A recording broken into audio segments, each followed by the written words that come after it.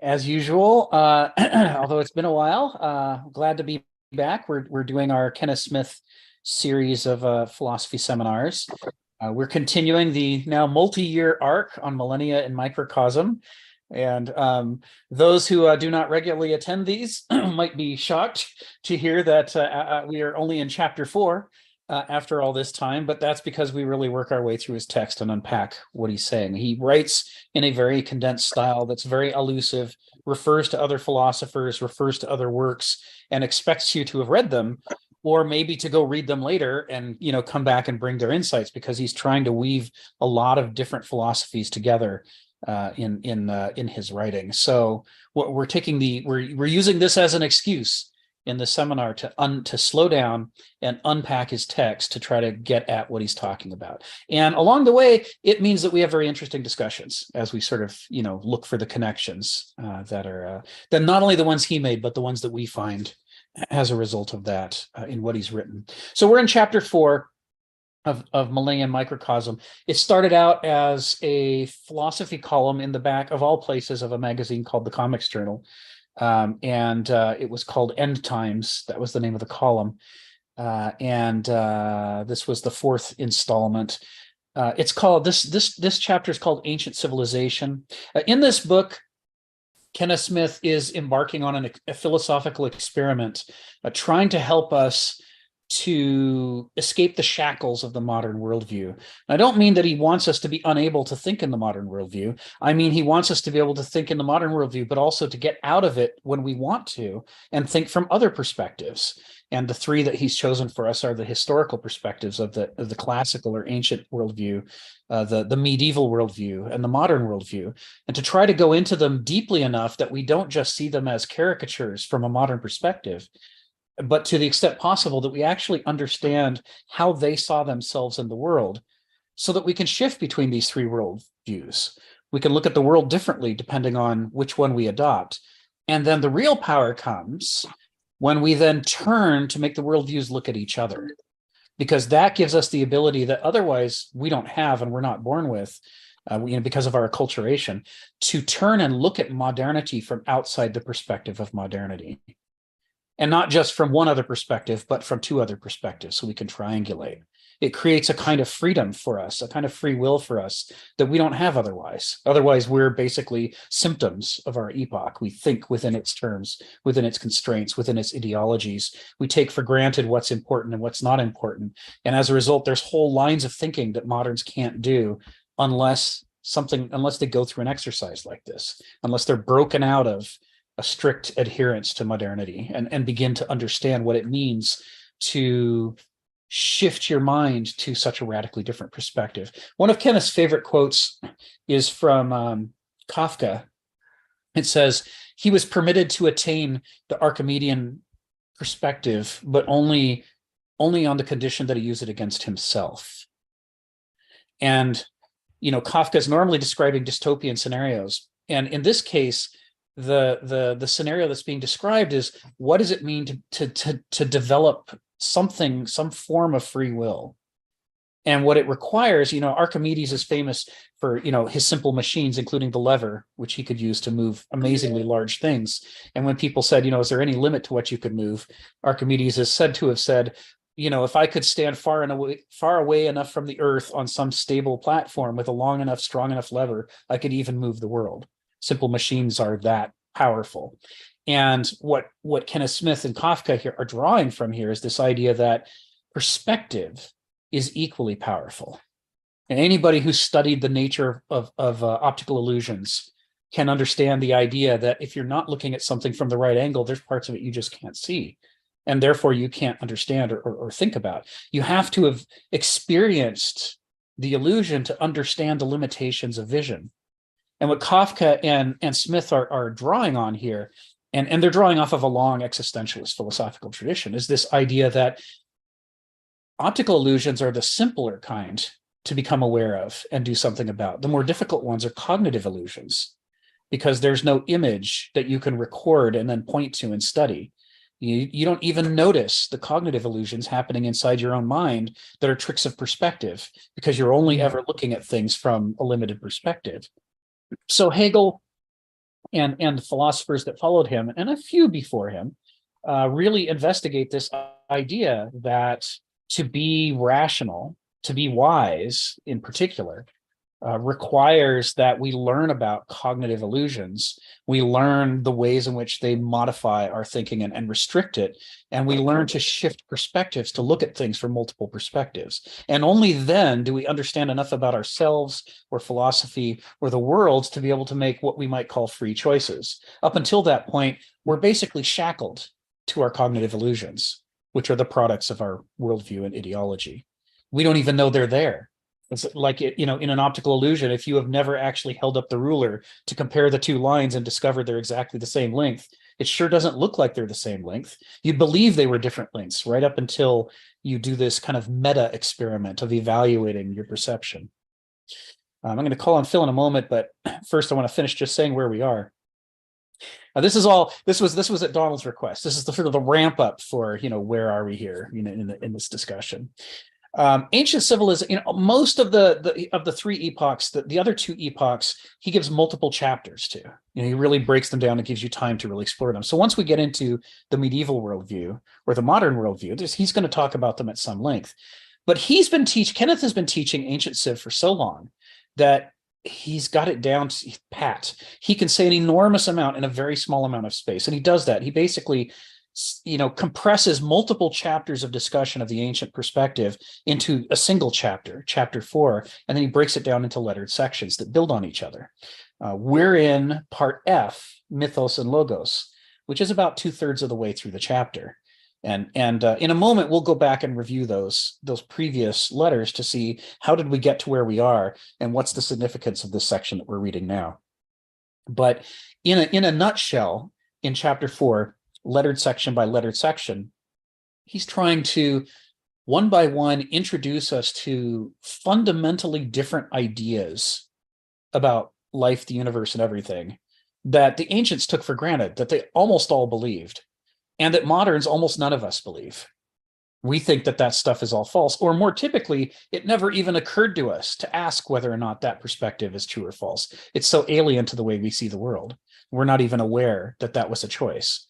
And so by doing this, building these up step by step, he's helping us to construct a sort of a system that simulates the ancient worldview that we can then use like a hat and put it on and take it off and say, okay, I know what this looks like to me as a modern, but what if I put on this ancient hat and look, oh, now it looks different.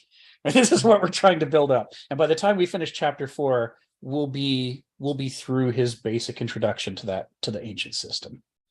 So we'll get into mythos and logos in the previous in a moment. But as is also the tradition in these Kenneth Smith philosophy seminars, we have a healthy discussion from the many interesting people who are participating. So let's start with Phil. Phil, tell us what's on your mind. Oops, I accidentally muted you. Okay, yeah. This is a very interesting moment in a sense, because we know that there was a debate between Plato, I guess the philosophy of mind, and the poets, who was much more about myth. And I recently discovered through conversation in a different group about Oedipus that really helped me understand Oedipus better, and particularly how it hooked up to Oedipus the Colonus. Like with Sophocles, you were still in the mythic era. And of course, one's soul or one's mind is to a certain degree not totally free on your own. I mean, there is the diamond, but as a lot of it is left to the fates, controlled by the gods, controlled by nature, who knows what, okay? And in that sense, when Oedipus ended up killing his father, in one sense, he was not guilty because he didn't know it was his father. He was just some nasty guy on the road, who, made him very angry. Maybe he shouldn't have gotten angry. And so he killed him. So he was innocent. It was just like something else. And he ended up, being partners with his mother. He also did not know that was his mother. So nothing he did was wrong. He was a very wise man who who in a sense, with his abilities, was able to answer the riddle of the Sphinx. So he was very wise. So things happened. What happened was like he was blind to all that, meaning, like, yeah, it happened, but he didn't know it was him. And maybe it probably wasn't him. But in any event, when he found out that he was blind to the world, he actually accepted the responsibility and he plucked out his eyes, right? Because it was his eyes that didn't allow him to see reality as it really was.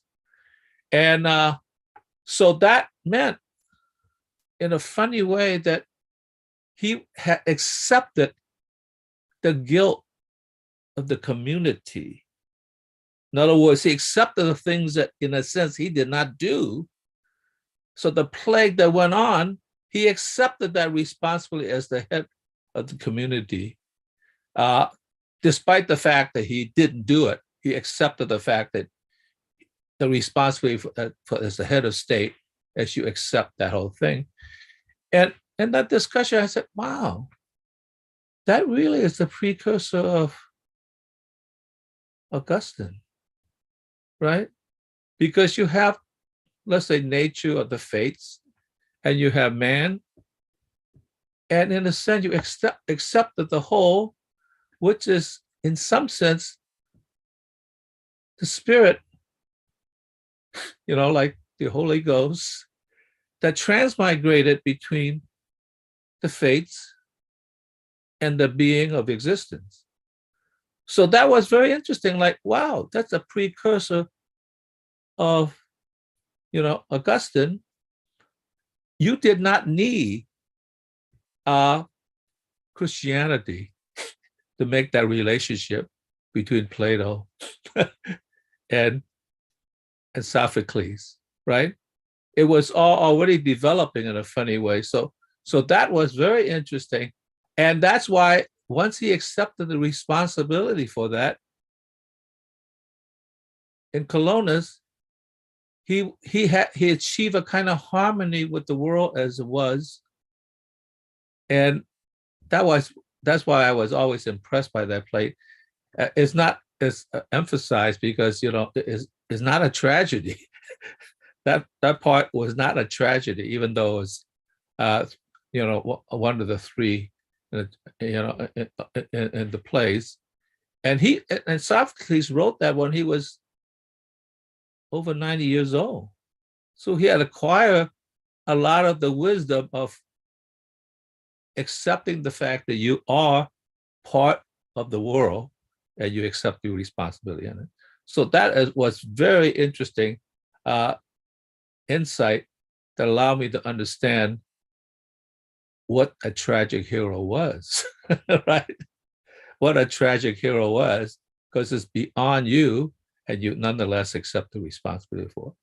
Very, very interesting interpretation. So I just wanted to share that with you because it's exactly the moment we're at between the debate between Sophocles and Plato. Thank you, Phil. That's it. Yeah, for those who are just checking out the recording who haven't been following the seminar series for a while, part of the ancient worldview that's hard for moderns to understand is that the ancient Greeks didn't just tell stories for entertainment. They also told them to try to boil down enormous amounts of difficult wisdom into an easily accessible form so that they could teach everybody, so that, everybody from slave to nobleman received an education that would expose them to these core principles. A principle-driven civilization, principle-driven government was so important to the ancient Greeks. It's hard for us to understand because the modern world has something that it calls principles that are nothing of the kind from an ancient perspective. We imagine that people told stories to make money or to become famous or to entertain people. We imagine modern reasons for storytelling, and it's not that those things didn't happen, but rather that alongside those things there was this drive among the ancients they recognized that civilizations are mortal, just like people are mortal. That's something we don't recognize. We think modernity will go on forever. We think we're the pinnacle of history, and from here it's just out to the stars and starships, and we'll be like gods. And we half think we're like gods already.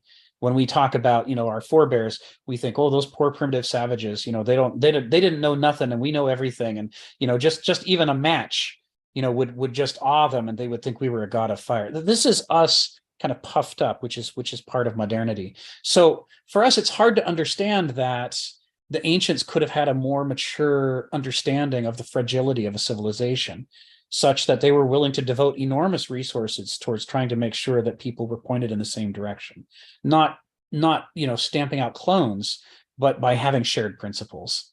And since principles can't be seen directly, they would use emotionally compelling, unforgettable stories like Oedipus to try to convey really difficult lessons about free will and determinism, and about the relationship of the individual to the group and so forth, and try to show the tensions involved, and what's at stake, what's at risk.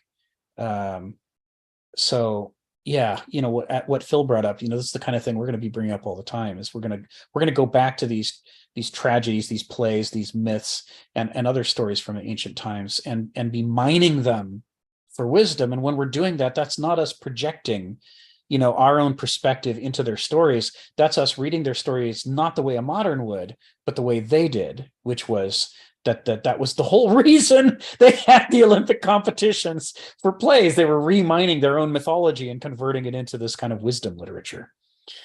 So thanks to Phil for bringing that up. These issues of you can he doesn't say it in so many words in the play, but you can imagine Oedipus saying, if my eyes can't show me what's really happening, what use are they? What I needed to have done was not just look at the guy who was crossing the river and offending me, and not just look at the pretty woman who they, rewarded me with when I became king. I needed to understand what was happening, and I couldn't do that from within the context of my life. Although all of these things that happened were the result of my exercising my will, I didn't will any of these outcomes to happen, because I thought I was living through different circumstances than the actual things that were occurring. And that mismatch between what we think the world is like and what the world is actually like is so great that it can lead someone who tries to do the most prudent, pragmatic, reasonable things to end up in what the Greeks considered to be the worst of all possible circumstances. Like, you murdered your own father, you married your own wife, your own mother. None of these things should have occurred. Nobody would have wanted that to happen. And the whole point of it happening is not so that we all look at Oedipus and go, ew, it's icky, it's a gross play, which is how moderns frequently read it, or hee tee hee, it's naughty. It's supposed to be read as to show how far wrong our will can go, even just on the basis of simply missing a little bit of information. Just with the right information, Oedipus wouldn't have done any of those things, but he didn't have it. And underneath that is this kind of deeper question of what is a person's relationship to their own mortal limitations of understanding. And if Oedipus had started out with a philosopher's skepticism about epistemology and his own command of the situation, he might not have acted so hastily. He might have been more cautious. He might not have picked a fight with the guy who turned out to be his dad, for example. All of these things were consequences of, he was a very smart guy, but he was confident. And the confidence alone was his tragic flaw that both led him to rise from shepherd boy to king, and then to fall from the greatest of heroes to, oh my God, what have you done to us? The issues of responsibility and blame that Phil talks about are definitely there by intent. Sophocles is very smart in the way he put this thing together. So thanks for bringing that up. Joseph, and then Stephen. Go ahead, Joseph. Come off mute. Yeah, I mean, and I appreciate that, actually. And I was actually thinking along like a lot of things that you had already just said. So, I mean, I'm not going to try to regurgitate, the same words, but it is a really important thing that you highlighted with this distinction between the optical illusions and how we're willing to accept what those optical illusions are. I mean, we understand that that's an easy thing to say, okay, there's no objective truth. You know, you can kind of come to that. There's actually an interesting book that I'm hoping to explore a little bit later. It's Donald Hoffman's new book, and it's basically it's based on I think it's called The Case Against Reality, and so that's you know that's an interesting one part of it. But I really appreciate the cognitive illusions, and I think that that's really I've learned a lot from Kenneth in thinking about his work over the past few months in particular as well, just even going back and thinking about some of our discussions, and that if we can understand that that there's this intuition, like what's implicit in the world, and how do we then counter that? How do you counter your cognitive biases and all the distortions that you have in your own mind? And that is done through principles. You can fundamental rules, whatever it is, something that's bigger than bigger than yourself, right? So that's the most important thing, is that you're managing yourself towards something that's beyond your frame of reference. And I think that that's important, because I think many times we tend to look at things too logically, if that's a way of saying it. Not logically, but yeah, I guess that is one way of saying it. I think that, and then what I've appreciated is the balance between the two. That's what really kind of does. There's a balance between our rational minds and our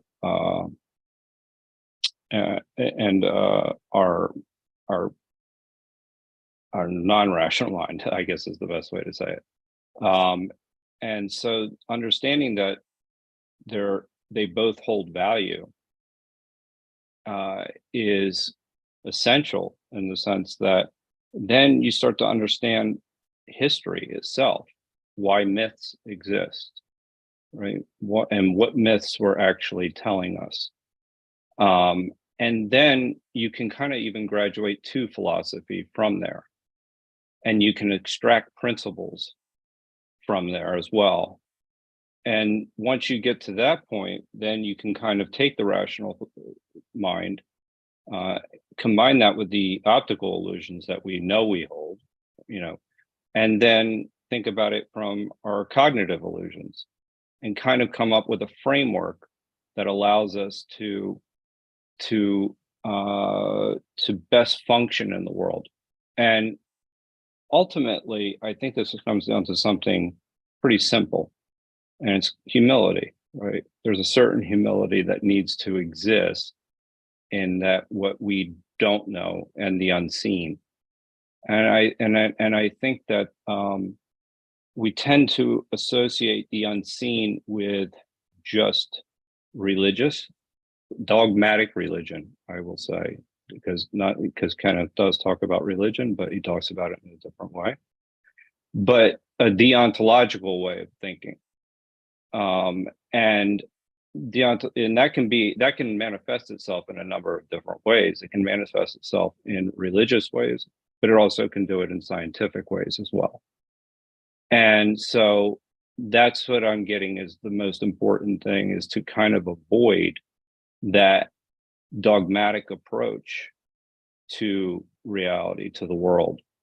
And in that process, we have a chance of actually kind of getting closer to some sort of truth, and what we'll realize in the process is that we don't hold the truth. And I think that's, and I'm finally seeing now, after a couple of years, is that just going through these, just how Kenneth has laid out the value of myths, and the overemphasis on rational thought. It's not at the exclusion of rational thought. And so, and yes, stepping outside of modernity and looking at it, and I think is a nice way of putting it.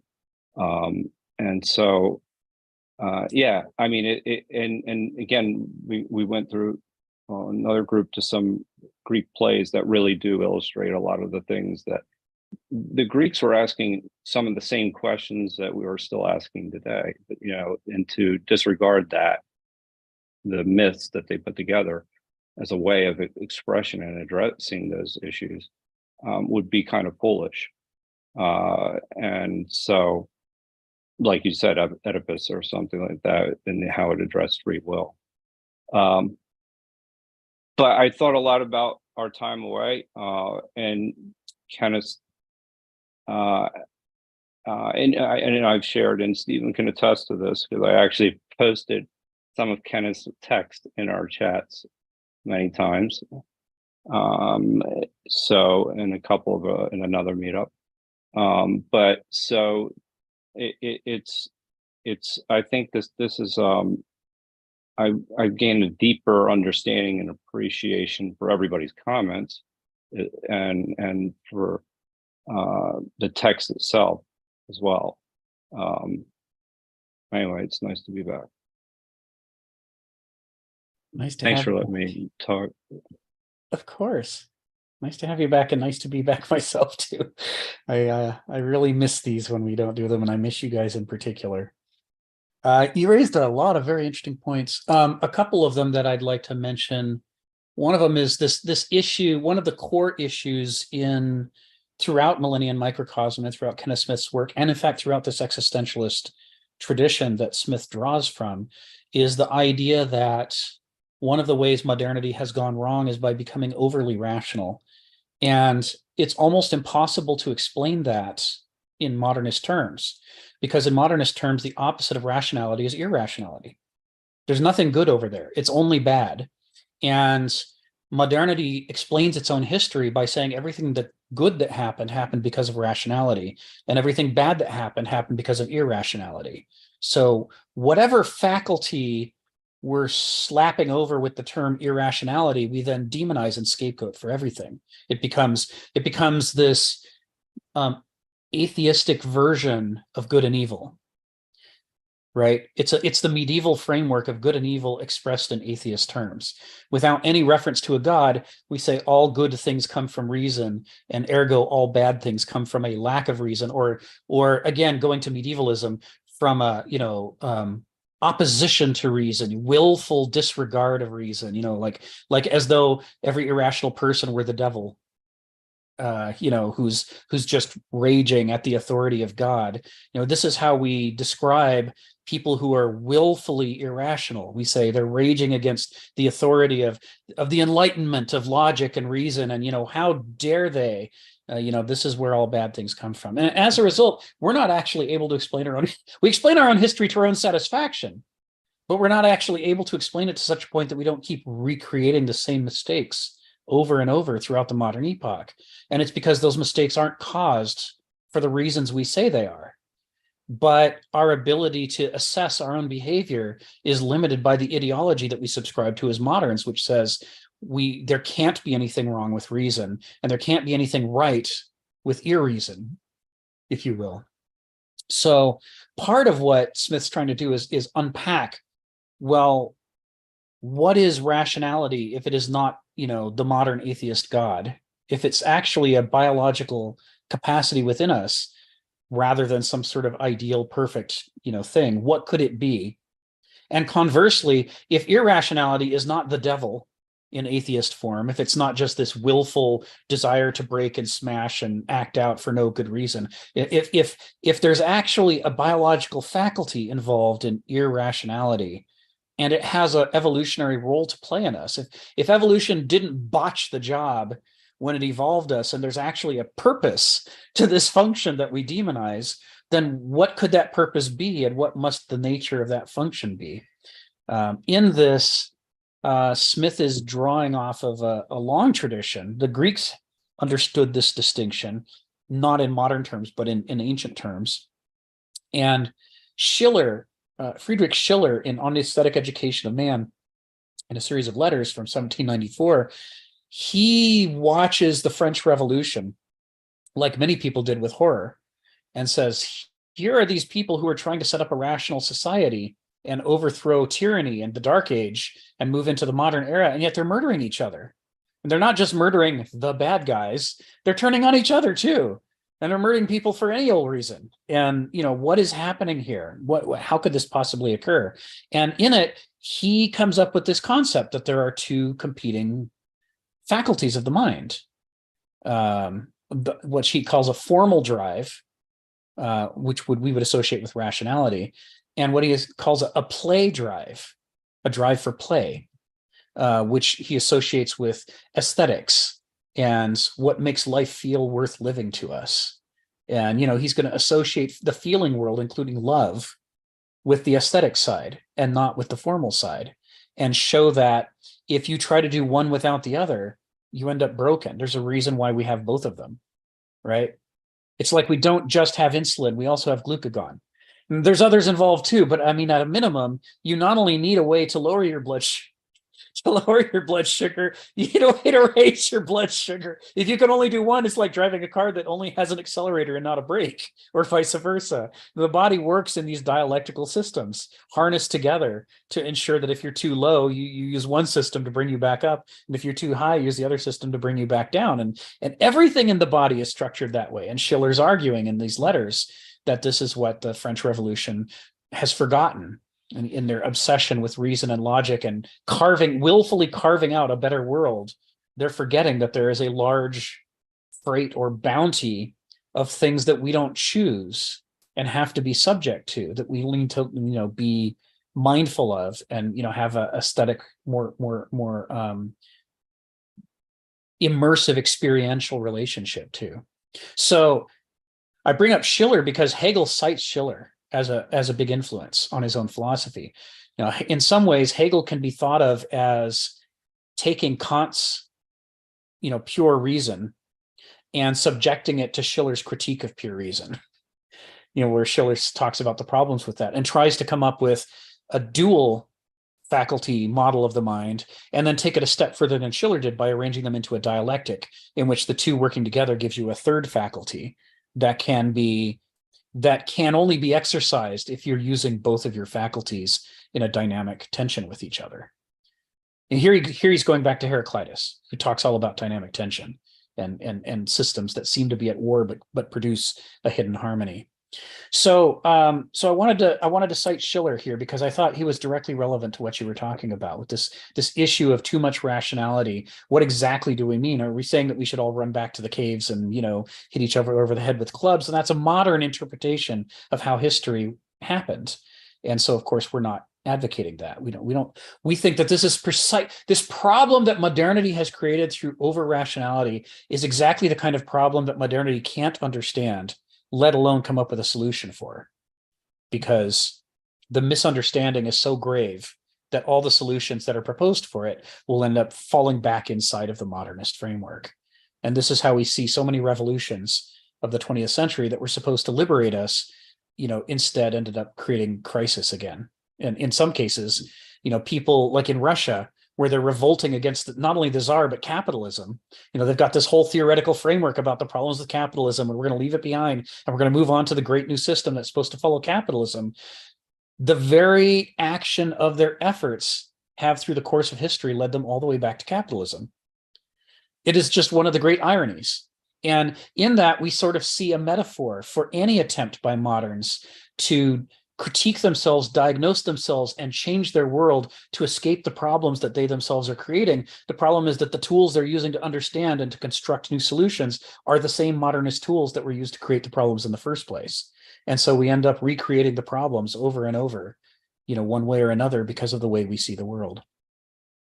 So Schiller, Hegel, Marx, Kierkegaard, Nietzsche, Kafka, Hannah Arendt, Smith and others are all part of this movement to try to assess the human mind and the way we see the world in a skeptical way, not a cynical way, but a skeptical way, and trying to subject our theories about the mind to empirical investigation. For this reason, kind of another term that you said that I thought was right on, Kenneth Smith makes a distinction between reality and actuality, because he says, as long as you're functioning inside of an ideology,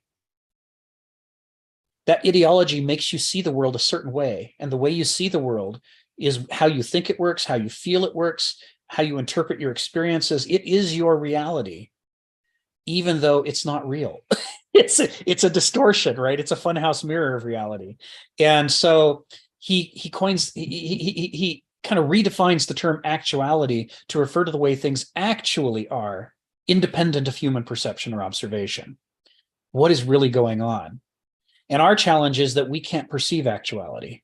We can only perceive reality, because by the time we see a tree and think that's a tree, our mind has already reinterpreted whatever's actually there to fit our concept of a tree, which he says, I assure you, the modernist concept of a tree is not the medieval concept of a tree at all, which in turn is not the ancient conception of a tree at all. It says only similar on the surface, but every aspect of meaning we apply to it very much is the signature of the modern epoch upon our minds. He says, to somebody who can see these different epochs and perspectives, the moment someone opens their mouth to say what they see, they're also saying who they are and which epoch they belong to, because we're so trapped within the framework that we don't realize we're signing the epoch's name over and over every time we open our mouth. So anyway, yes, I'm glad we're back. I'm glad we're doing this again. Stephen, you're next. Yeah, I was just going to say that in the case of Oedipus, people tend to overlook a specific bit of information. Oedipus is told that his Corinthian parents are merely his foster parents. Now, he doesn't know that for sure. It's a rumor, but he doesn't check it out. He just rashly runs off straight away, freaking out, not really chewing over things carefully. And I think this is a model. If we think about Greeks and Italians from our Nordic English perspective, we always think of them as being rash. And maybe that's true. Maybe the Greco-Romans were by nature extremely rash. So oddly enough, because they're rash, they learn all the bad lessons of being rash. Hence, they evolve a fine system of rationality, not because that's inherent in their being, precisely because they're by nature the very opposite of the rational. They have to acquire the rational as a discipline, as an external discipline. The interesting thing, of course, is Hamlet is the opposite. He's precisely aware of what's gone on, so that it isn't Hamlet's problem. I was just going to say on the question of mythos and logos, it's a thought that has come to me over time. I know there are such things as world conceptions or world views. Now, world views tend to say something about the world. They come to an established position on what the world is. But science, for example, cannot be that, because if science had a bias about what the world was, it would no longer be science, which is happening today all the time. So science is a method. It doesn't come to us as a world view. And I looked at, people use the word religion. I don't know if it's a great word, but religion more or less is posited as the opposite of science. And essentially it's mysticism. But it seems to be a faculty of mind.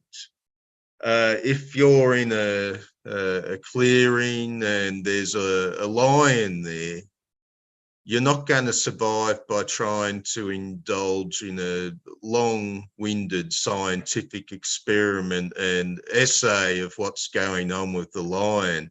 You're not going to say, look, there's a tree there. I can't climb that tree. My rational mind says I can't climb that tree. But the other mind doesn't hang around and it's up the tree. And this is overlooked. This separation between these two mental powers is overlooked, and I can't fully understand why they immediately dismiss the religious and the mystical so radically, even today. Thank you. Thank you, Stephen. Yeah, I mean, it's there's so much evidence of the other faculty being important for our survival and for other reasons. It is baffling when you see case after case of people refusing to see the value of the irrational and insisting that all the good comes from the rational. They might laugh at the joke about the tiger. Just for a moment, they're almost half awake going, haha, yeah, thank God we, run up a tree. And then the very next second they go back to, irrational is evil and rational is good. It's like, well, wait, there was a moment there. You were almost awake for a second. These two faculties. I went through a ultra intellectual period in my 20s. I subscribed to all the intellectual magazines that were poo-pooing everything irrational. I subscribed to Skeptical Inquirer, and Free Inquiry and all this stuff that was glorifying reason. And there's nothing wrong with it as far as it goes. It's just that half the picture of how we work is missing from it. And I was predisposed to be attracted to that because, my father's an ultra rationalist. So, I grew up that way. But, there are many things that don't make sense from within the rationalist perspective. The way that this is a thing Kierkegaard says, the way that a delusion is at work is when somebody is presented with evidence over and over and how things actually are, and they never can get it to stick in their head for more than a few seconds, and then it just slides away again because the delusion doesn't allow for that fact. And so the easiest solution, rather than overhauling your worldview and saying, I wonder if I'm wrong about some things, the easiest solution is to just forget about the fact. And when Orwell, in 1984 talks about the great lengths that the Ministry of Truth goes to rewrite their own history and erase all of the inconvenient facts, he is describing as a metaphor a society that behaves the way our own minds behave every day. We look at that as a dystopia and say, well, I wouldn't want to live in that world. But our own minds are doing that to us all the time. To an ultra rationalist, that's blasphemy. I mean, it's deeply offensive. You can't tell me that I don't see things the way they are, right? And I can prove it because I'll start cherry picking all of the cases that I know how tall that tree is. I know that force equals mass times acceleration. I know, look at all these facts I have. So obviously I have a grasp on reality. So haha, I've disproven you and I'm right. But the problem is, in fact, the biggest problem for reason is that the cosmos is infinite, but our brain is finite. We only live so long.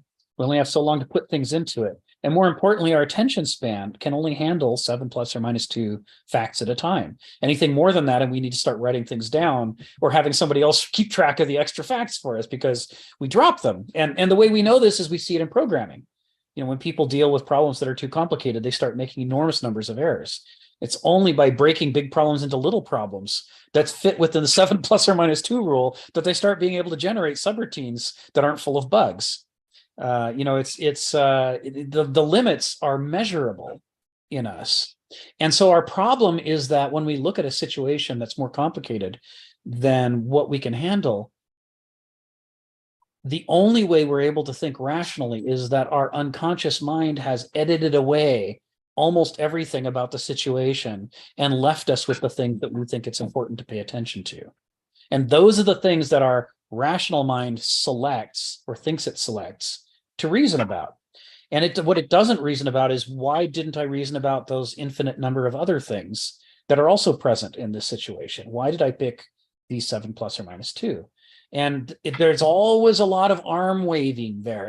It's what's practical, it's what's relevant, it's the point of interest. It's, this is the part of any rational, logical, scientific investigation that always shows the limits of the rational mind, because they don't have a good explanation for why we're looking at these things and not something else. And most of the errors that we make in logic and reason come from, okay, we might have been right that force equals mass times acceleration, but meanwhile that person is being robbed across the street and you didn't do anything about it because you were here writing a little essay about how smart you are, that you know that force equals mass times acceleration. You weren't paying attention to the big picture. Your brain selected the part that was convenient for you and hid the part that was inconvenient for you. And that's the functioning of the unconscious, which is capable of handling the infinite in a way that the conscious mind can't. These limitations, these things, what you're talking about, Stephen, now this is where we find the Achilles heel of modernity. And we see that it's not that modernity is evil, it's that it is limited and doesn't believe it's limited.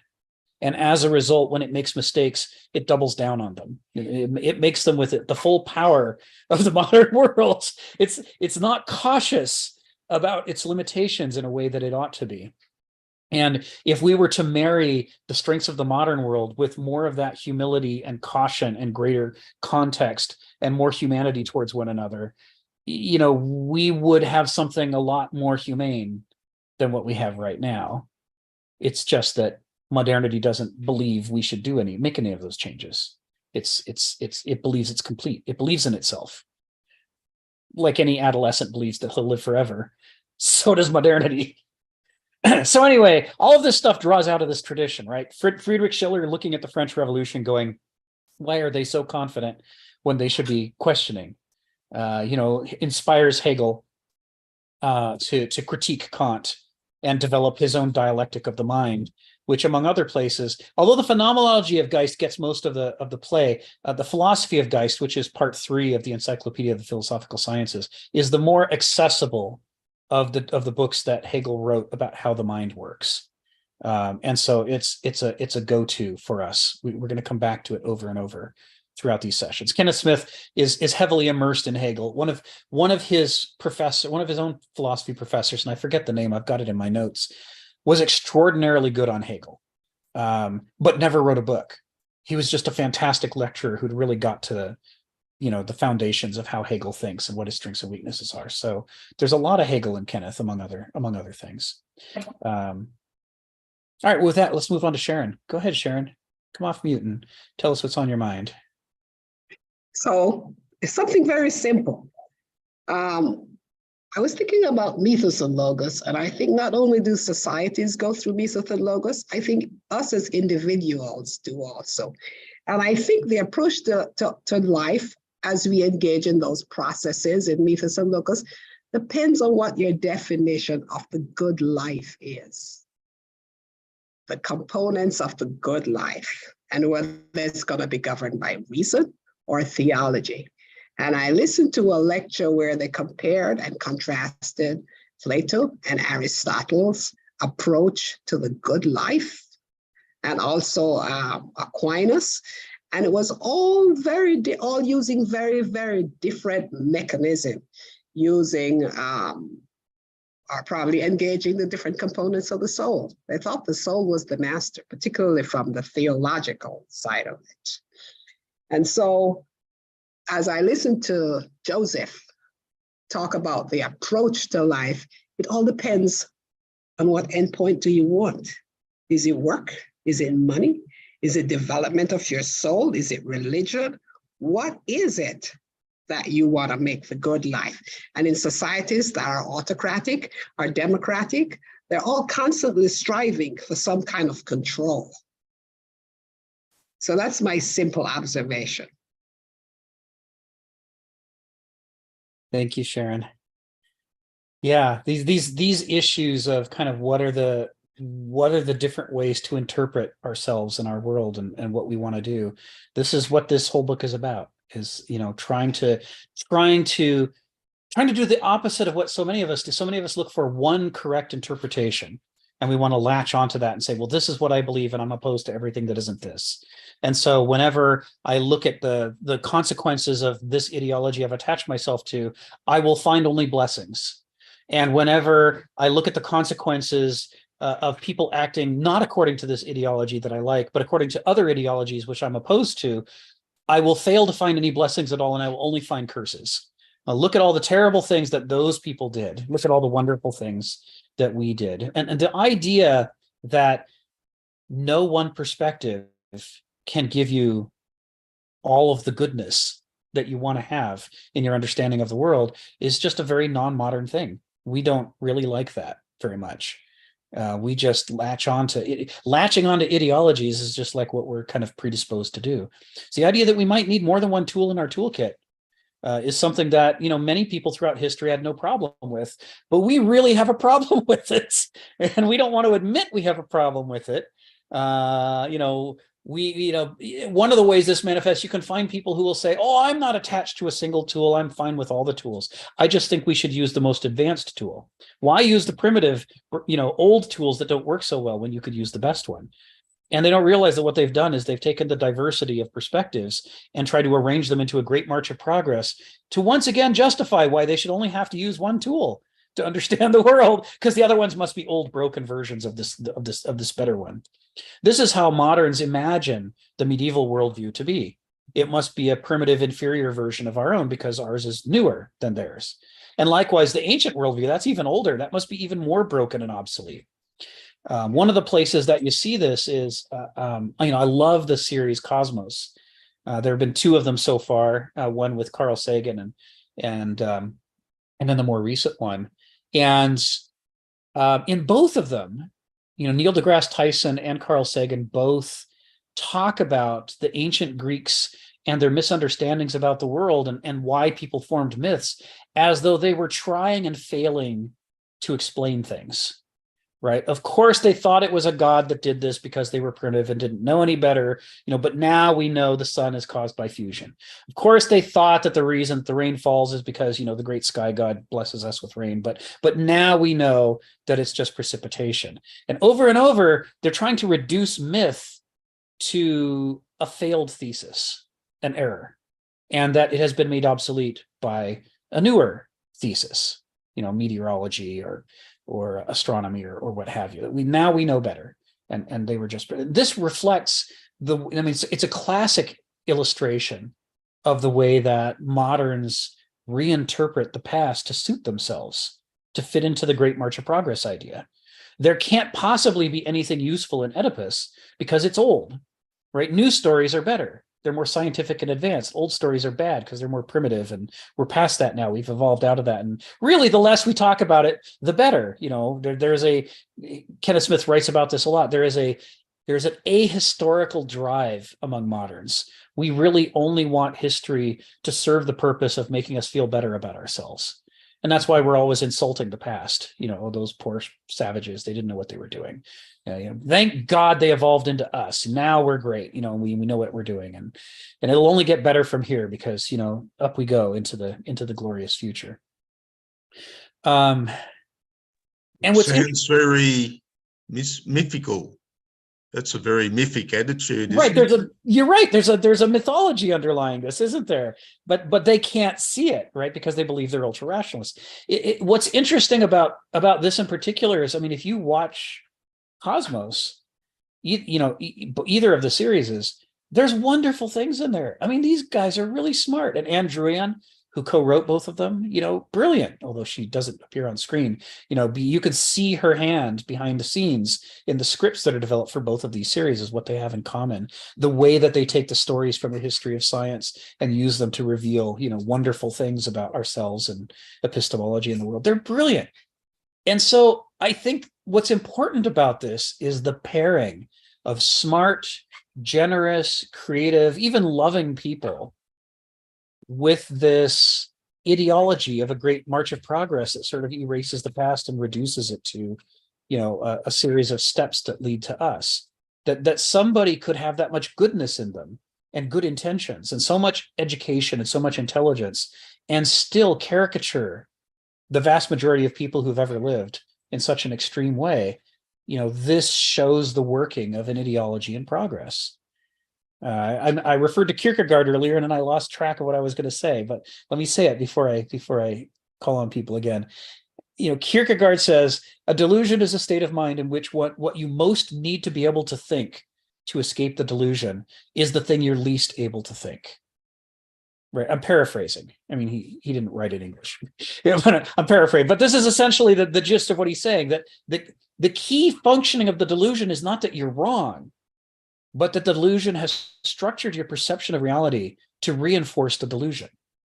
And any facts that would challenge the delusion, you suddenly aren't able to notice anymore. They don't seem interesting. Your unconscious just edits them out. And of course, your unconscious is editing out most facts most of the time to shrink the world to 7 plus or minus 2 things you can think about. If your unconscious were not editing reality, you'd be overwhelmed. I mean, there's too many things. Where do you start? You see this, I go back to the example all the time, and Sharon knows this is one of my go-tos. A medical student is not able to be as proficient at brain surgery as a brain surgeon who's been doing it for 40 years, because the medical student is trying to think their way through every action. They're using their reason and their education to try to calculate the right move. They're trying to use human intelligence, but human intelligence is limited. Conscious intelligence is limited. It's the experience of going through it over and over that drives it down into the unconscious. And because it becomes unconscious habit, now the vast majority of the things involved in brain surgery, the experienced brain surgeon doesn't have to think about. And he or she can now focus on what's different about this particular patient compared to the hundreds of patients they've done before. They're able to spot the things that matter because most of it has become habit and sort of unconscious gestalt field perception for them. They're not struggling with every last step to think from scratch.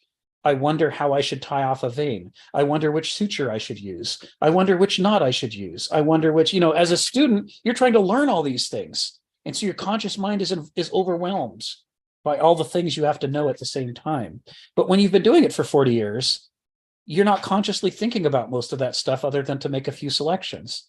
Oh, this looks like a case for this suture. And if it's not that case, well, then you have a default suture that you would use in the situation. You don't have to reason it out, with a 40-page paper that logically deduces the correct suture. I mean, the guy would die on the table while he was waiting for you to write up the paper to explain. This is where beginners find themselves. It's not that they're stupid. It's that they don't have the bonus of experience to have driven it into their unconscious so that they can focus on the thing that matters at the moment. Can I just be out of line here for a minute? Please. At 71, when I use the medical system and my doctor is 40, 41, 42, that's a very frustrating point. Because I have had years of experience, particularly surgical experience. And while I'm sitting there looking at them, I'm thinking that experience and wisdom probably really doesn't start maturing till after 20, 25 years. Because I have to watch myself when I say, no, I'm not going to do that, because I can deduce where we're going, right? Based on my experience. So that's a very key point you've just hit there.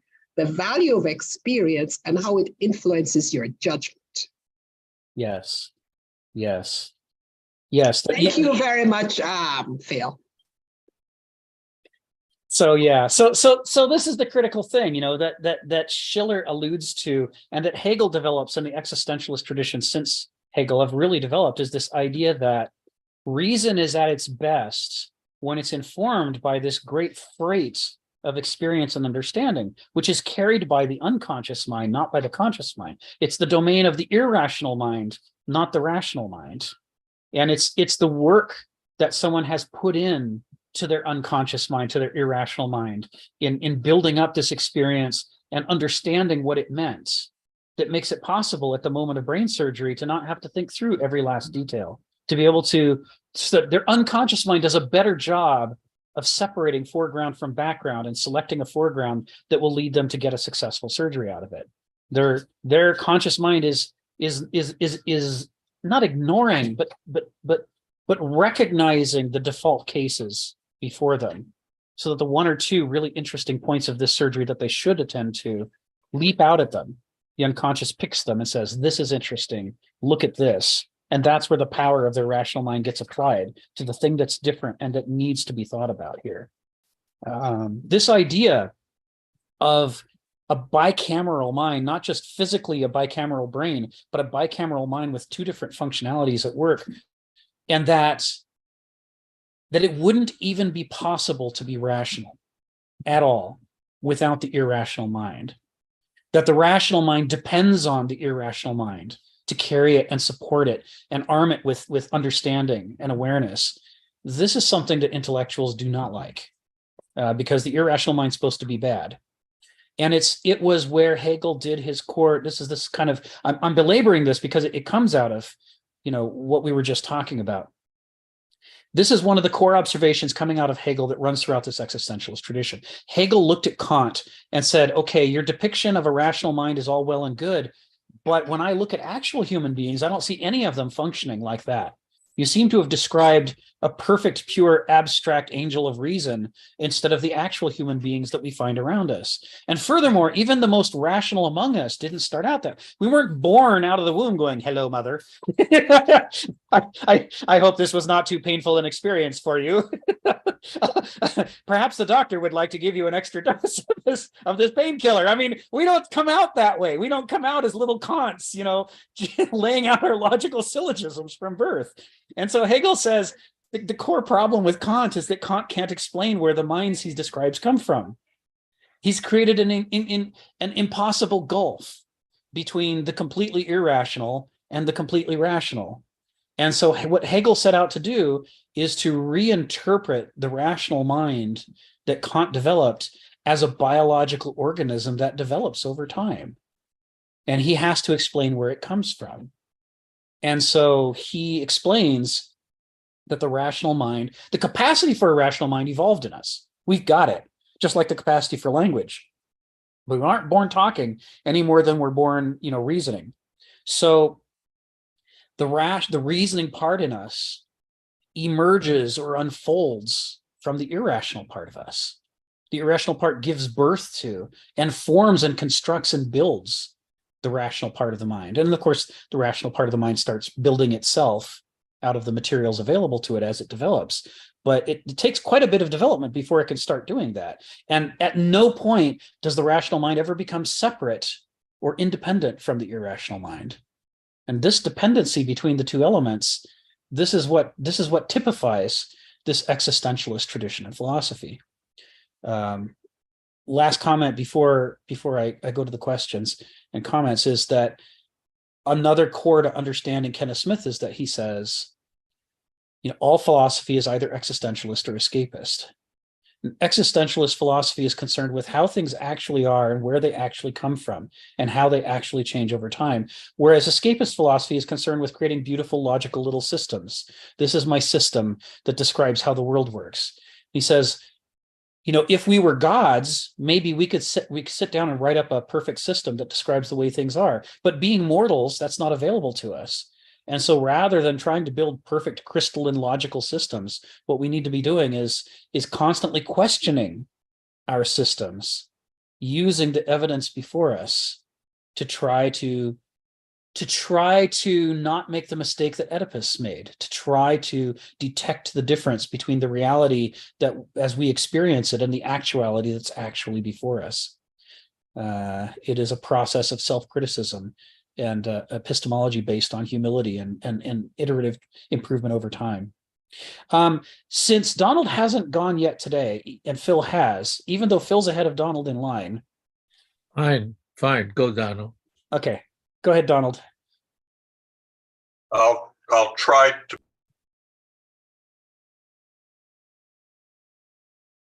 Oh, I accidentally muted you. Okay.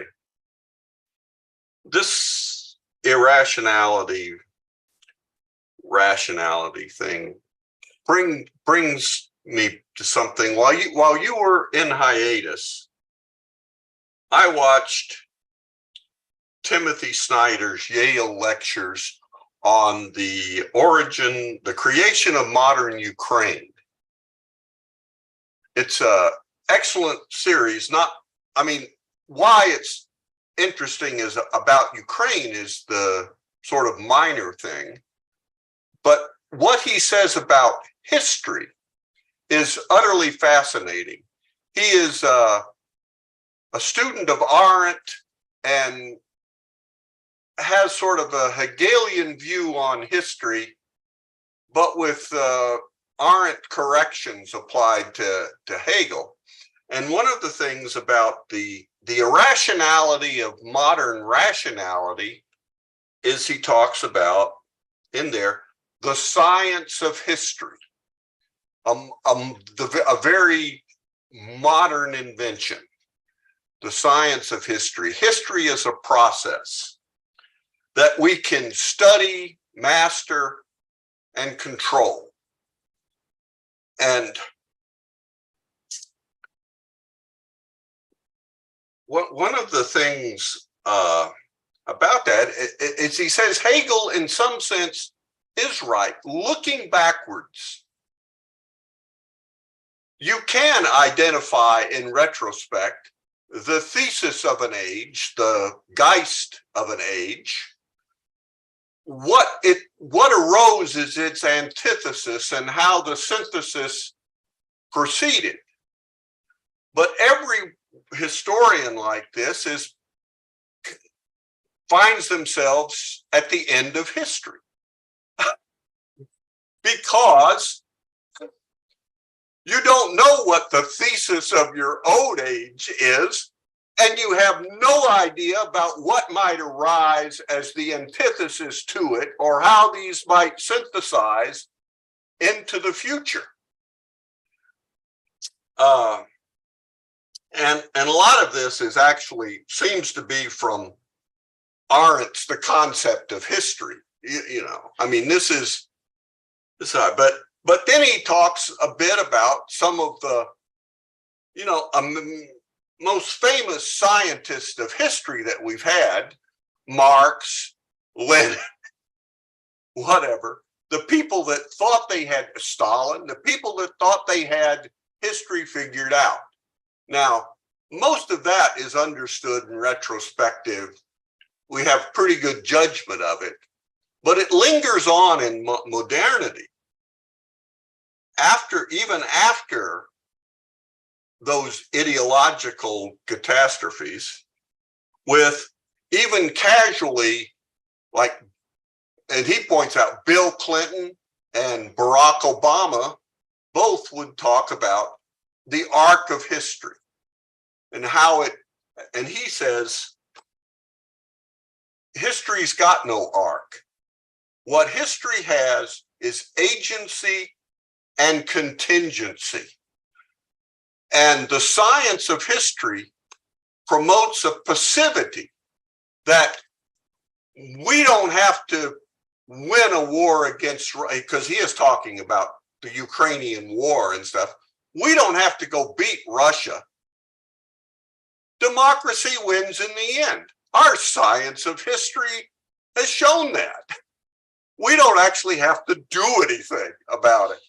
And he is like, the hell we don't. We have to do a lot about it. Otherwise, we're going to be in big trouble. And so that sort of combines your law of your constant references to the law of the excluded middle is like a thesis has an antithesis, but we don't know which one it is. It's not A and not A. It's A and everything but A. It's not like hot and cold. They're unique opposites that form the thesis and antithesis. It's whatever becomes dominant against whatever forces might overthrow that in the future. It's very interesting. And somewhere, and it wasn't from Snyder, but it was something like you talked with Hegel about the branch, the bud, and the flower. Yeah. Right. And this, I think, was from some Asian something. I forget what I was reading. The leaf feeds the root. The same metaphor of branch, bud, flower made into a circle that comes back, that we produce the plant, sheds the leaves, which feed its own roots. Stuff. And I just thought that has nothing to do with Snyder, but Snyder, as a philosophically aware historian, I first ran into him. I didn't realize he had become such a big commentator, but he wrote a book called Bloodlands, which is World War II military stuff, which I kind of liked. And that's about what went on in the East, which is something that never gets covered by Western military. We never talk about that. We never talk about the 40 million people or whatever. He calls that area between Russia and Germany the Bloodlands, because that's where people really died. Yeah. If you look at the German versus US battle in the West, it's like nobody died. You know, it's like, wow, how can you have such a big war and nobody died here? Well, but it wasn't that way in the West. So he's good. And the other thing to kind of about Snyder, filming like this, he's very much kind of like, he doesn't talk about Heidegger, but he talks about, like people are thrown into the world. They show up and the world's already here and they have to learn about it. He says, history is exactly that way. Countries don't come into being out of nothing. Countries, peoples, religions, languages, and he goes through this about, are all just thrown in to the world. They're pre-existing. People, that's what he said, one of his little quotes, it's good, it's very Hegelian. People come to language, or no, language comes to people. People don't come to language. I forget it. It kind of works either way, but he has a lot of just simple observations that give that existential or Hegelian perspective to modern things about what comes first. It was very interesting. For a while, I was perfectly happy watching this series, and then it ended and you didn't come back. I was sad. Can I ask you a quick question, Donald, with your permission, Rick? Because I've listened to Timothy Snyder, and one of the questions I have in my mind is the repetitive nature of history, agency and contingency, based on basic human nature. That's the question. That you said people come and they have language and all the other things that contribute to their existence. But history is quite repetitive if you look at it. So did he make a comment on that? Because I've listened to a couple of his lectures. I have to do it in pieces because I'm not as, my mind is not. Yeah. Well, Yes, no? I don't know that I can answer for, I think those patterns are something we see that but I can't say. I would say you'd have to just watch more Snyder stuff. He's all over the internet because he speaks so well about Ukraine right now. But it is interesting to listen to a historian that is aware of philosophical issues in the study of history and in the understanding of history. And he gives at one place in these lectures,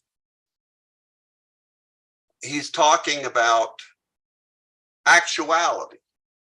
He says, we talk about subjectivity and objectivity, and he says, he kind of wants to avoid that, but that history has to concern himself with what actually happened.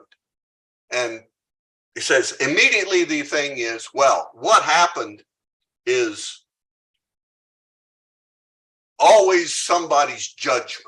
It's always subjective. There is no objectivity. And he had a quote from Clemenceau, the French president or prime minister around the time of World War I. And he says Clemenceau was asked made this statement, and somebody responded with all this subjectivity stuff. And Clemenceau said, well, that may be true, but no historian will be able to write that Belgium invaded Germany. There are some things that are so actual, so factual, that they deserve not to be caught up in these more nuanced, sophisticated, modern understanding of history. Well, enough. Well, before Go you back to Phil. remind me again. So contingency is one of the two key terms, and the other key term was Oh, agency. agency. Thank you. That was the word I wanted. Agency. Agency, that is what you find when you study history. Yeah. People acting and the variability of the circumstances in which they act, the contingency of them, which is actually very Greek. I was going to say. It's very Greek. It's a very Greek way of understanding it, because you can't just look at the results. You can't judge actions by results, because stuff's always coming orthogonal to the intentional vector and sweeping it away, producing other things. Yeah, I found him quite interesting. Not only is he aware of actual events, actual things that happened, but he's constantly back to Arendt, back to Hegel. How is this contrasted to how Marxist or other philosophers, Fukuyama, but it is kind of interesting that if you're not aware of some of these things, why do we believe history ended? Well, because we're blind. We're blind to the future. It didn't end. Nothing It did not end. Huh? It didn't end. It didn't, no. But not knowing the thesis and being unable, or predicting a possible antithesis that might arise in the vagaries of time, it's like it did end. Well, enough. One thing before you go, the book that I read, which I really liked from him, is 20 Lessons from the 20th Century. It's at my level. It's simple, right? And I get it. And it's well written. And he does a real, shall I say, it's not a bird's eye view. It's so interconnected. Yeah. That it makes it very, very good. Well, he's a good lecturer too. Yeah, I think he's at Yale. Yeah, Yale. Yeah. I don't remember. I think he's at Yale. You go to YouTube and do Timothy Snyder, you'll see 23 lectures from his course on the origins of modern Ukraine. And apart from the fact that he is a Eastern European historian and probably one of the world's leading experts on Ukraine, and there's a war going on, but that's not what caught my attention, although that was very well done. It was his awareness, his use of a philosophical understanding of history and what it can and can't be. The 20 lessons. The 20 Tell you what, I'm going to read that book and I'm going to watch that video series. Up above, I shared the link to the videos on YouTube, and then Yeah. down below, I shared the link to Wikipedia's article on the book. So He's also an excellent speaker. Excellent. yeah, I'm looking forward to watching the videos and reading the book. Well, but so you'll get a really, I mean, what he talks about history as a long-term practitioner, as a historian, goes right along with a lot of the things that Kenneth says about modernity, antiquity, the meaning of history outwards. It's fascinating. Yeah, and I'm going to call on Phil now, but I'm going to introduce him by saying I got to say that pair of terms, agency and contingency, this is very close to the heart of what the Greeks thought the tragic quality of the human condition is. Isn't that human nature? Isn't that human nature? It's human nature, right? There's a reason that's why I asked that question. Because it shows up in our personal lives this way, right? Yes. And we're the material of history. So it makes sense that our struggles with the relationship between agency and contingency get writ large in our own history. So Phil, go ahead, come off mute and tell us what's on your mind. Yeah, I'll first address very quickly what Sharon talked about, and then I'll go on to something else. Like the problem of the experienced practitioner, meaning the novice doctor or the novice authority, is that you have to figure out a way to jive with the situation, right?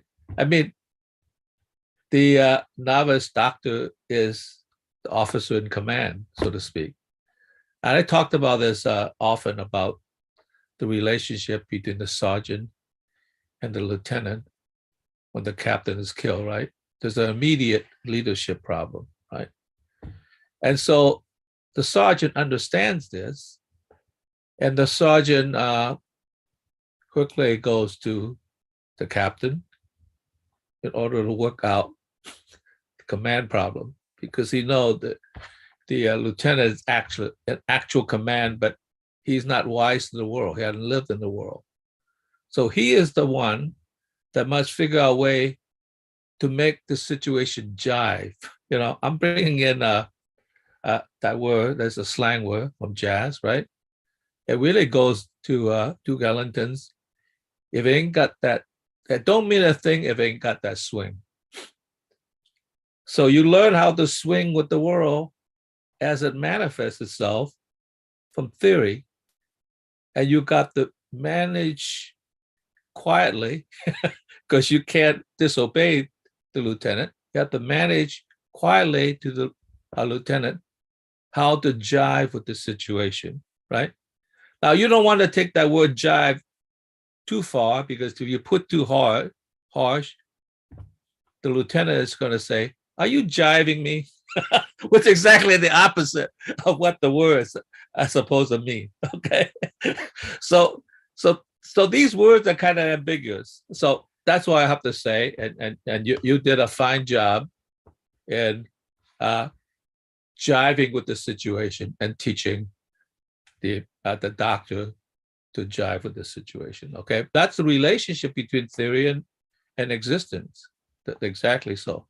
Okay, but I'm going to go into something else. You know, the thing about the difference between Sophocles, the tragic hero, and Shakespeare, the tragic hero, is one of, how to say, location. Location.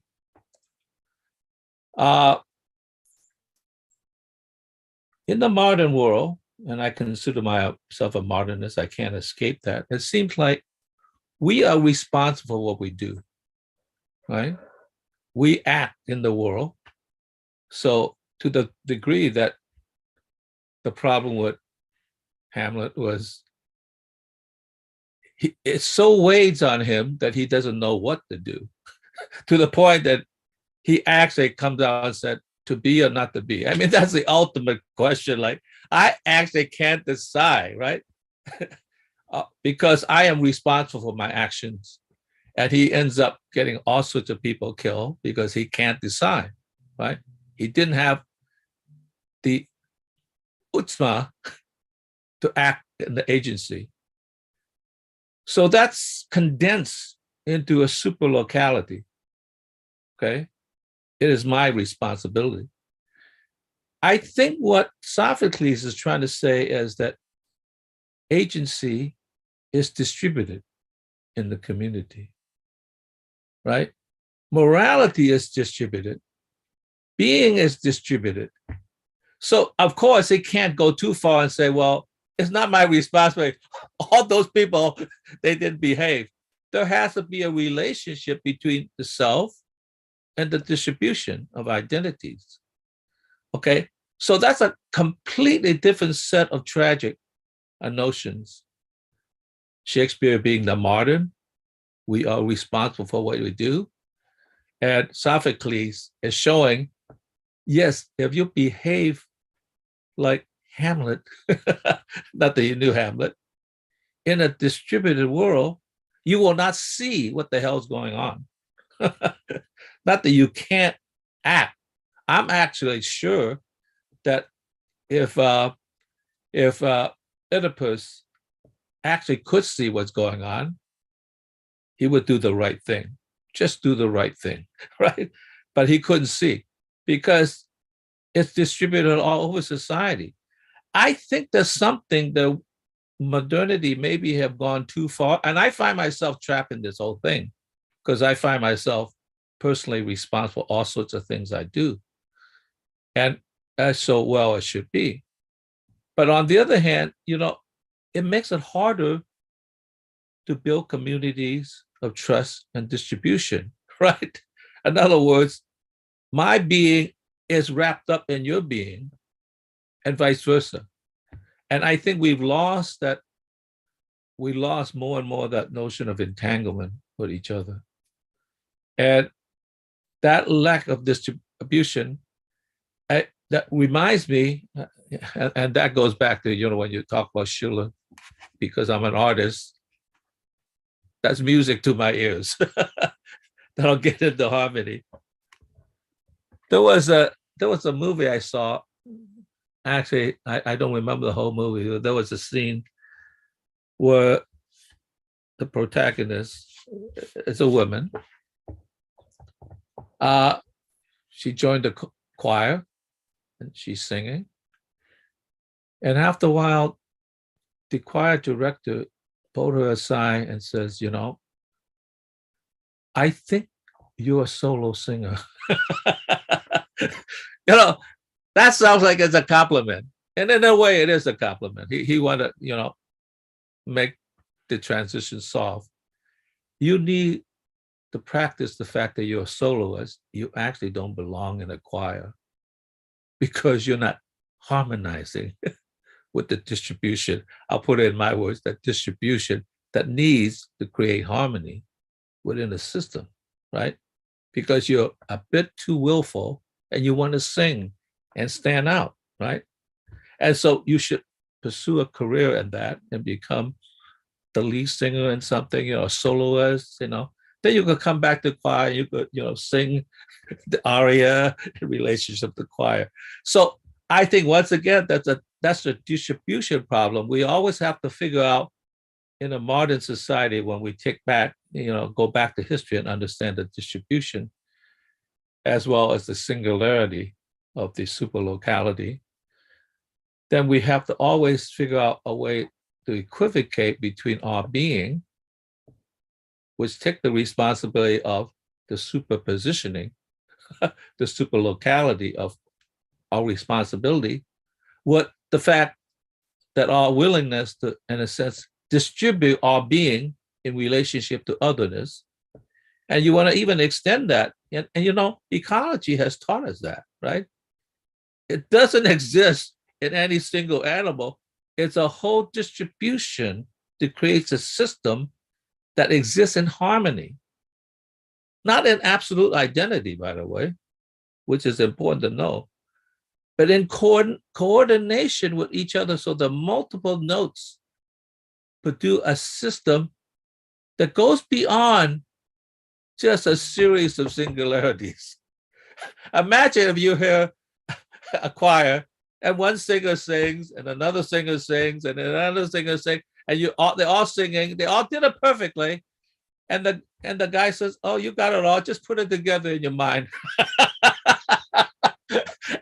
It just doesn't work this way. The world works in harmony as well as singularity. Yes. And I want to make that point, and I just want to make a third point, there clearly is a relationship between, and this is a third point now, between the how to say, the technical mind, and the caring mind, right? And that existed in the myth of Osiris and Seth, as I talked to you about Egypt, right? Because Osiris was the god of life and being in the world and existing, and when your soul afterlife goes into the afterlife, now that's an imaginary part in a way. Well, they didn't make it imaginary, they make it real. Is that they didn't weigh your mind, they weighed your heart. That is where, well, of course, the heart is a metaphor because I'm not sure the feelings and all that, compassion, all that, it's just in the heart. But the heart is a good symbol. It's in your heart that if you have too heavy of a heart and it's not light enough to, in a sense, have that sense of compassion, you're never going to go. Your soul will just be eaten up. And your body might die. That's fine. Well, although the Egyptians didn't like that either. But what's worse than your body dying is your soul dying. That is the essence of being, is to life and compassion and care for the otherness, which is actually a way of distribution. Or Seth is very important, but he has to be kept under control because he has the technical thing of producing, in a sense, the civilization world, Without Seth, we wouldn't have the Eiffel Tower, we wouldn't have rockets to the moon, and we wouldn't have, washing machines, all sorts of things. By the way, I just saw, I don't know how many of you know about the Antikythera mechanism. Antikythera. It's an incredible machine. Yes. That the Greeks made that was like so precise in terms of engineering that it was just incredible. And some people feel that I might have been inspired by Archimedes, but they don't know for sure, right? They think it was built later, but it was probably by the principles of Archimedes. I could, I could post in the thing just a latest video about that, and it's just amazing how far along they were in the building machines. They were already onto Seth in a way, yes. But in a very interesting way. So I'll just stop there, and I'll post the thing on the web. Okay. Thank you, Phil.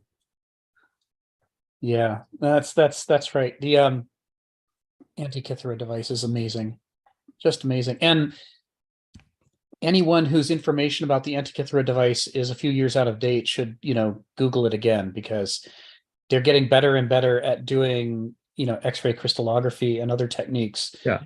This one was just this latest video just put out. Yeah. A few days ago. So could you spell it in the chat, please? No, I'm gonna post it, and then you can call up the video. Yeah. And it's all there. Okay. Yeah, every year or two, they have another breakthrough where they're able to discover it was able to do even more things than they thought it could. It's just a brilliant astronomical calculator that was built by the Greeks. Just remarkable. So, so while he does that, I'm gonna share, one of my favorite quotes from Oedipus, which is from the character of Cleon, who says, "The unheeded thing escapes." This is this is one of the critical parts of Greek wisdom that deals with the limitations of the conscious mind, and the struggle that any mortal being has confronting an infinite universe, an infinite cosmos, infinite numbers of consequences potentially. What do we pay attention to? What do we focus on? And our challenge is that we can't focus on everything. So our unconscious is supposed to help our conscious identify the things that we should be focusing on, like in the case of the experienced brain surgeon, but it's still imperfect. And so we often focus on the wrong thing. We don't heed the right thing, and the unheeded thing escapes. There's a term right off the bat in that play, miasma, which they use in the play to stand in, they used to have a miasma theory of disease, that it was bad air, like from a swamp or something, that made you sick. And it got generalized into a metaphor for problems that are so far reaching that they go beyond the individual to encompass everybody in a region. Everybody's got some culpability, and it's hard to figure out how to solve it because it's so tangled up with so many other people. Like, this issue of, what did Oedipus know or not know? And when did he know it or not know it? And, why, as the Oracle at Delphi says, why is it that, the murder of the previous king has gone unavenged? Why is there this injustice hanging over the people? It's not just because he did this thing, but also because nobody else did any better than Oedipus at figuring out what really happened. He becomes king because he's the smartest of them, and he solved the riddle of the Sphinx. He's a very clever guy, and the rest of the population can't figure out the problem either. They don't know why there's this miasma hanging over Thebes. It is often the case that, when we talk about agency and contingency, the problem of the human condition is that we only some subset of the problems we're up against lend themselves to finite thinking. Many of the problems we're up against involve such big numbers they might as well be infinite. And then we're not sure how you're supposed to fix it. And we're not even sure how you're supposed to analyze the problem in order to understand it, in order to be able to come up with a solution in the first place. There is this tension between the finite and the infinite that the Greeks were very sensitive to. They talked about a great deal, and that moderns are not very sensitive to. We're having as Nietzsche accuses us of, having disposed of God by overthrowing the medieval epoch and saying, now people shall rule. We'll just have votes and we'll decide what to do, and that shall be the source of all meaning and understanding and morality. We find ourselves basically claiming that the finite is in a good position to characterize and prescribe for the infinite, which is an unfortunate mismatch. That's why so many of the problems of the late modern era are specifically the kinds of problems that are so big in scale that we're not sure what to do, or even we're not even sure how to explain them to each other, which is why we could have widespread disagreements about whether they're even happening. With that out of the way, Stephen, thank you, Phil. Stephen, go ahead. Tell us what's on your mind. Yeah, I was just got one for Donald about history. Now, a few centuries ago, the Europeans headed for the Orient. The smart ones, that is. The silly ones went west to America, but the smart ones headed for the Orient because that was where all the money was. And they, for the most part, conquered the Orient. Now, eventually, the Orient got its freedom, so to speak, but still, the Orient respected the West. It still respected the Europeans. Respect can take two forms. Positive one, you're awesome. Negative one, we're scared of you. Now, America inherited the European power, let's say with World War II. It inherited the British Empire in a sense. Now, what's happened just recently in this sense is an earthquake, and it's bigger than Ukraine. It is huge. We are witnessing a huge turn in history on a scale which goes back, equals anything from 300 years ago, almost equals what happened at the Renaissance. I'm just wondering, Donald, have you picked that up? Because I cannot understand why the world cannot pick it up. Thank you. Well, I don't know how to respond, Stephen. I deal in minutia, not the world, I'm afraid.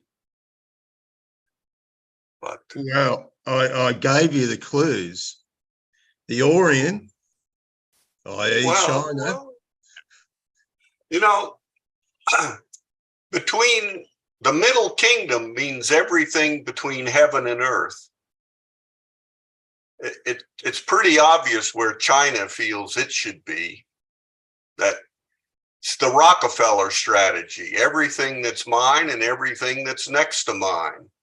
Okay. Pretty soon that means everything. China's been extending its influence. It was doubtful, Belt and Road and all that.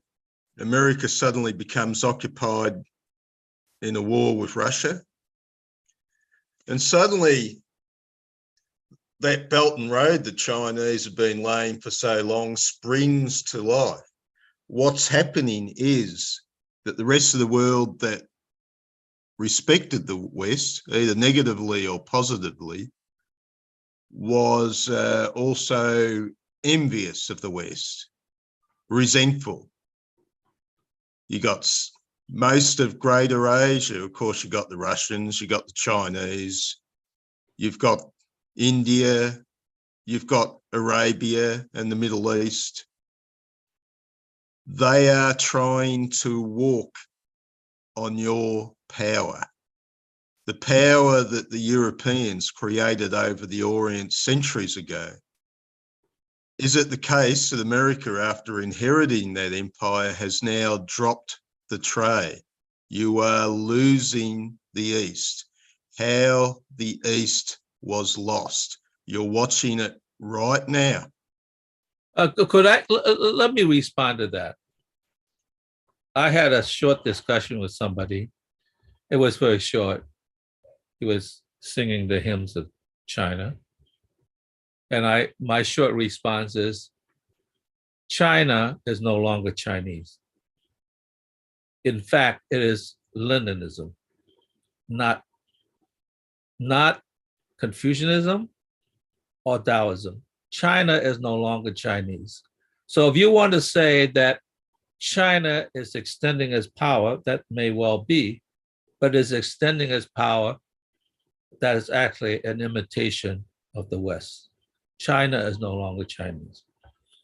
I'm Chinese and I'm saying this to you.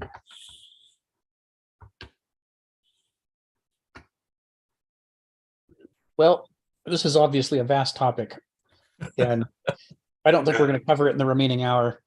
But, assessing the course of history, like Donald alluded to, Snyder talking about our great challenge.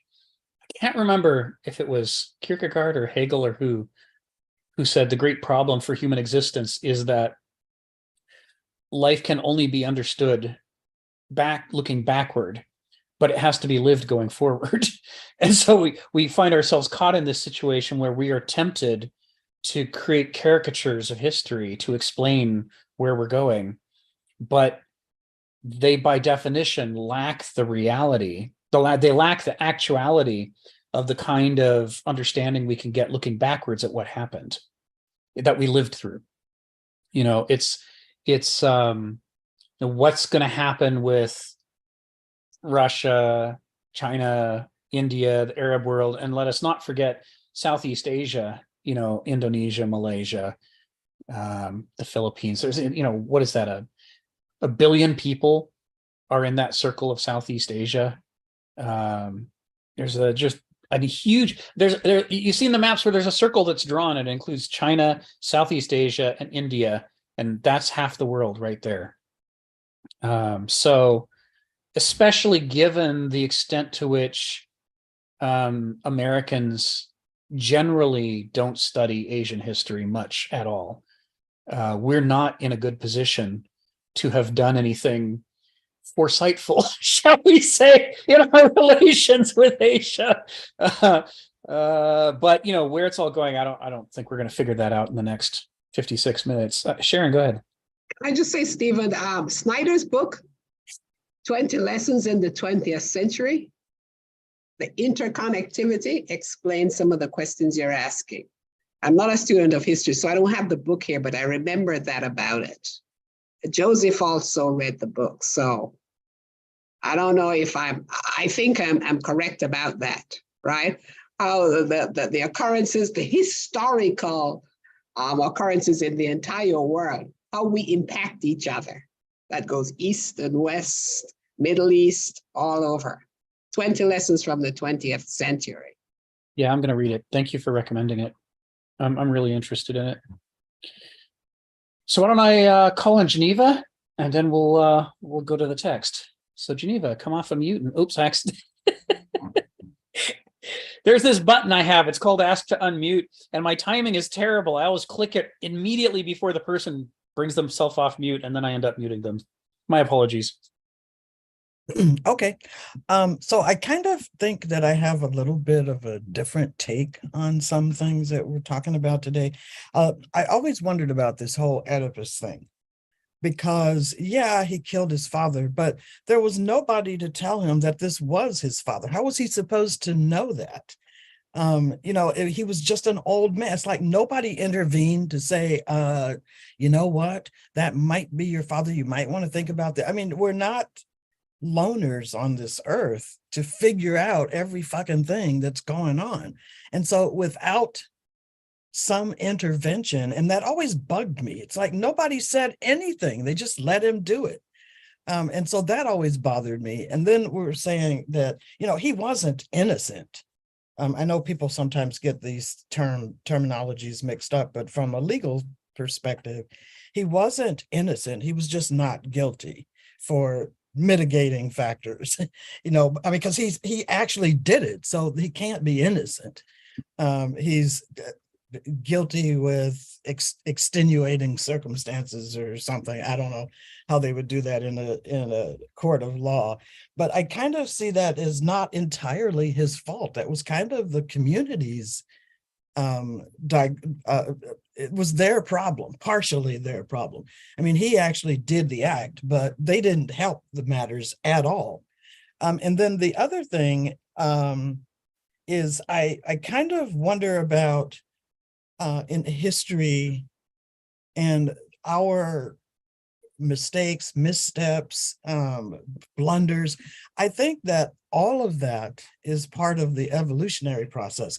I mean, if we don't ever find out that we're going the wrong way, how would we figure out where the right way is? And so I don't think it's that bad a thing that we make these mistakes. These mistakes are the way that we find the answers.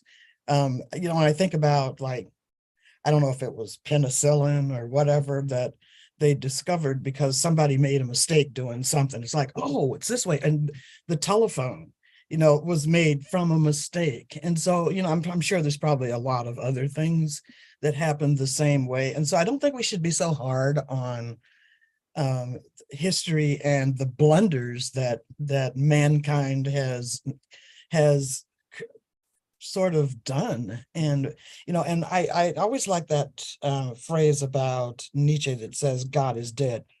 And Joseph and I have been studying Nietzsche a little bit in another group. And I wonder if what Nietzsche is saying is not so much that God is dead, but just the God as God was known at that time.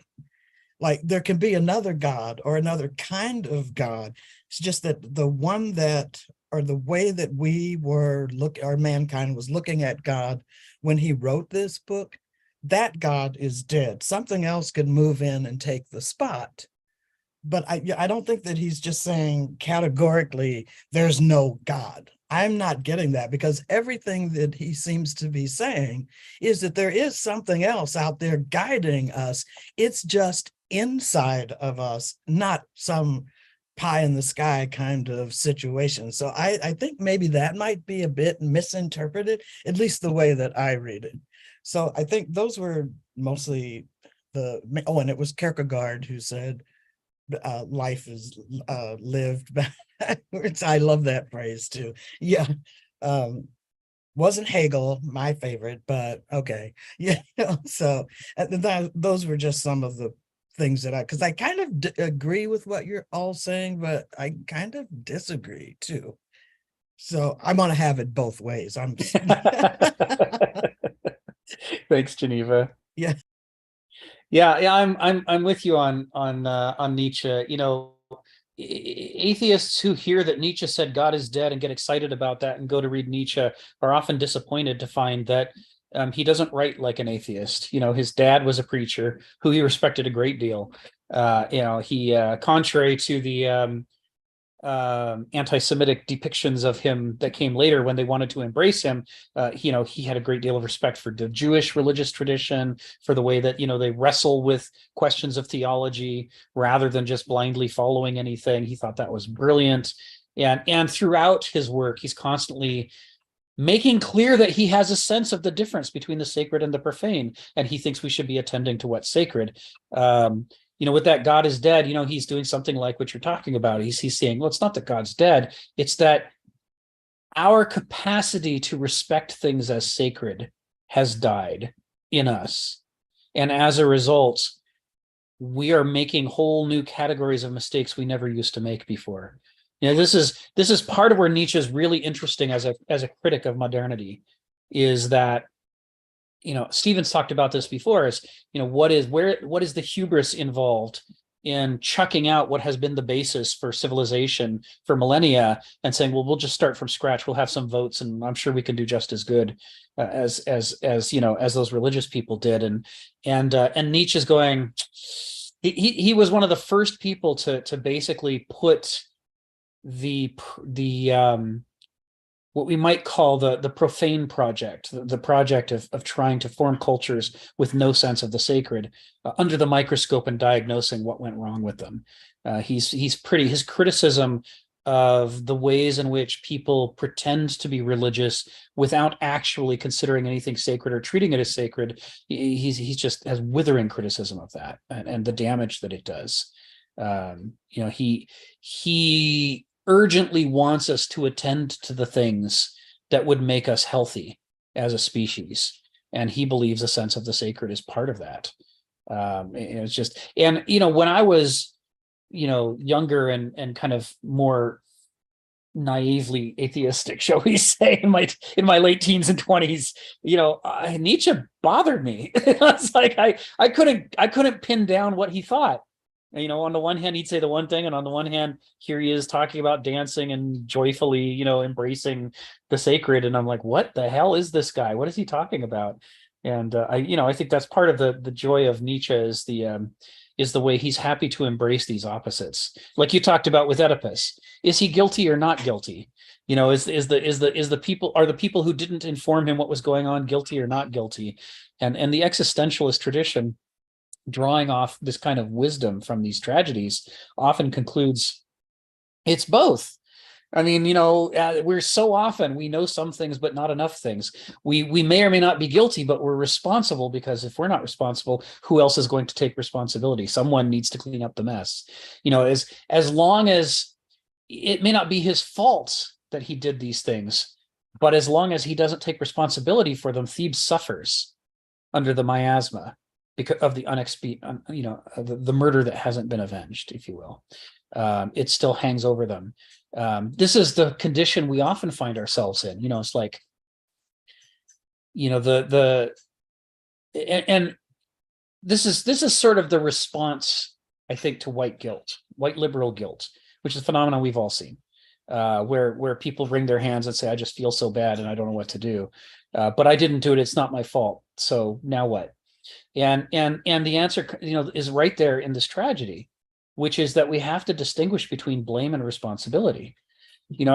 At some point, it doesn't matter whether Oedipus is to blame. What's matters is that somebody has to take responsibility to make things better. It's like, growing up is the process of learning to stop squirming out of blame and start watching for what do you need to take responsibility for to make the world a better place, regardless of who's to blame.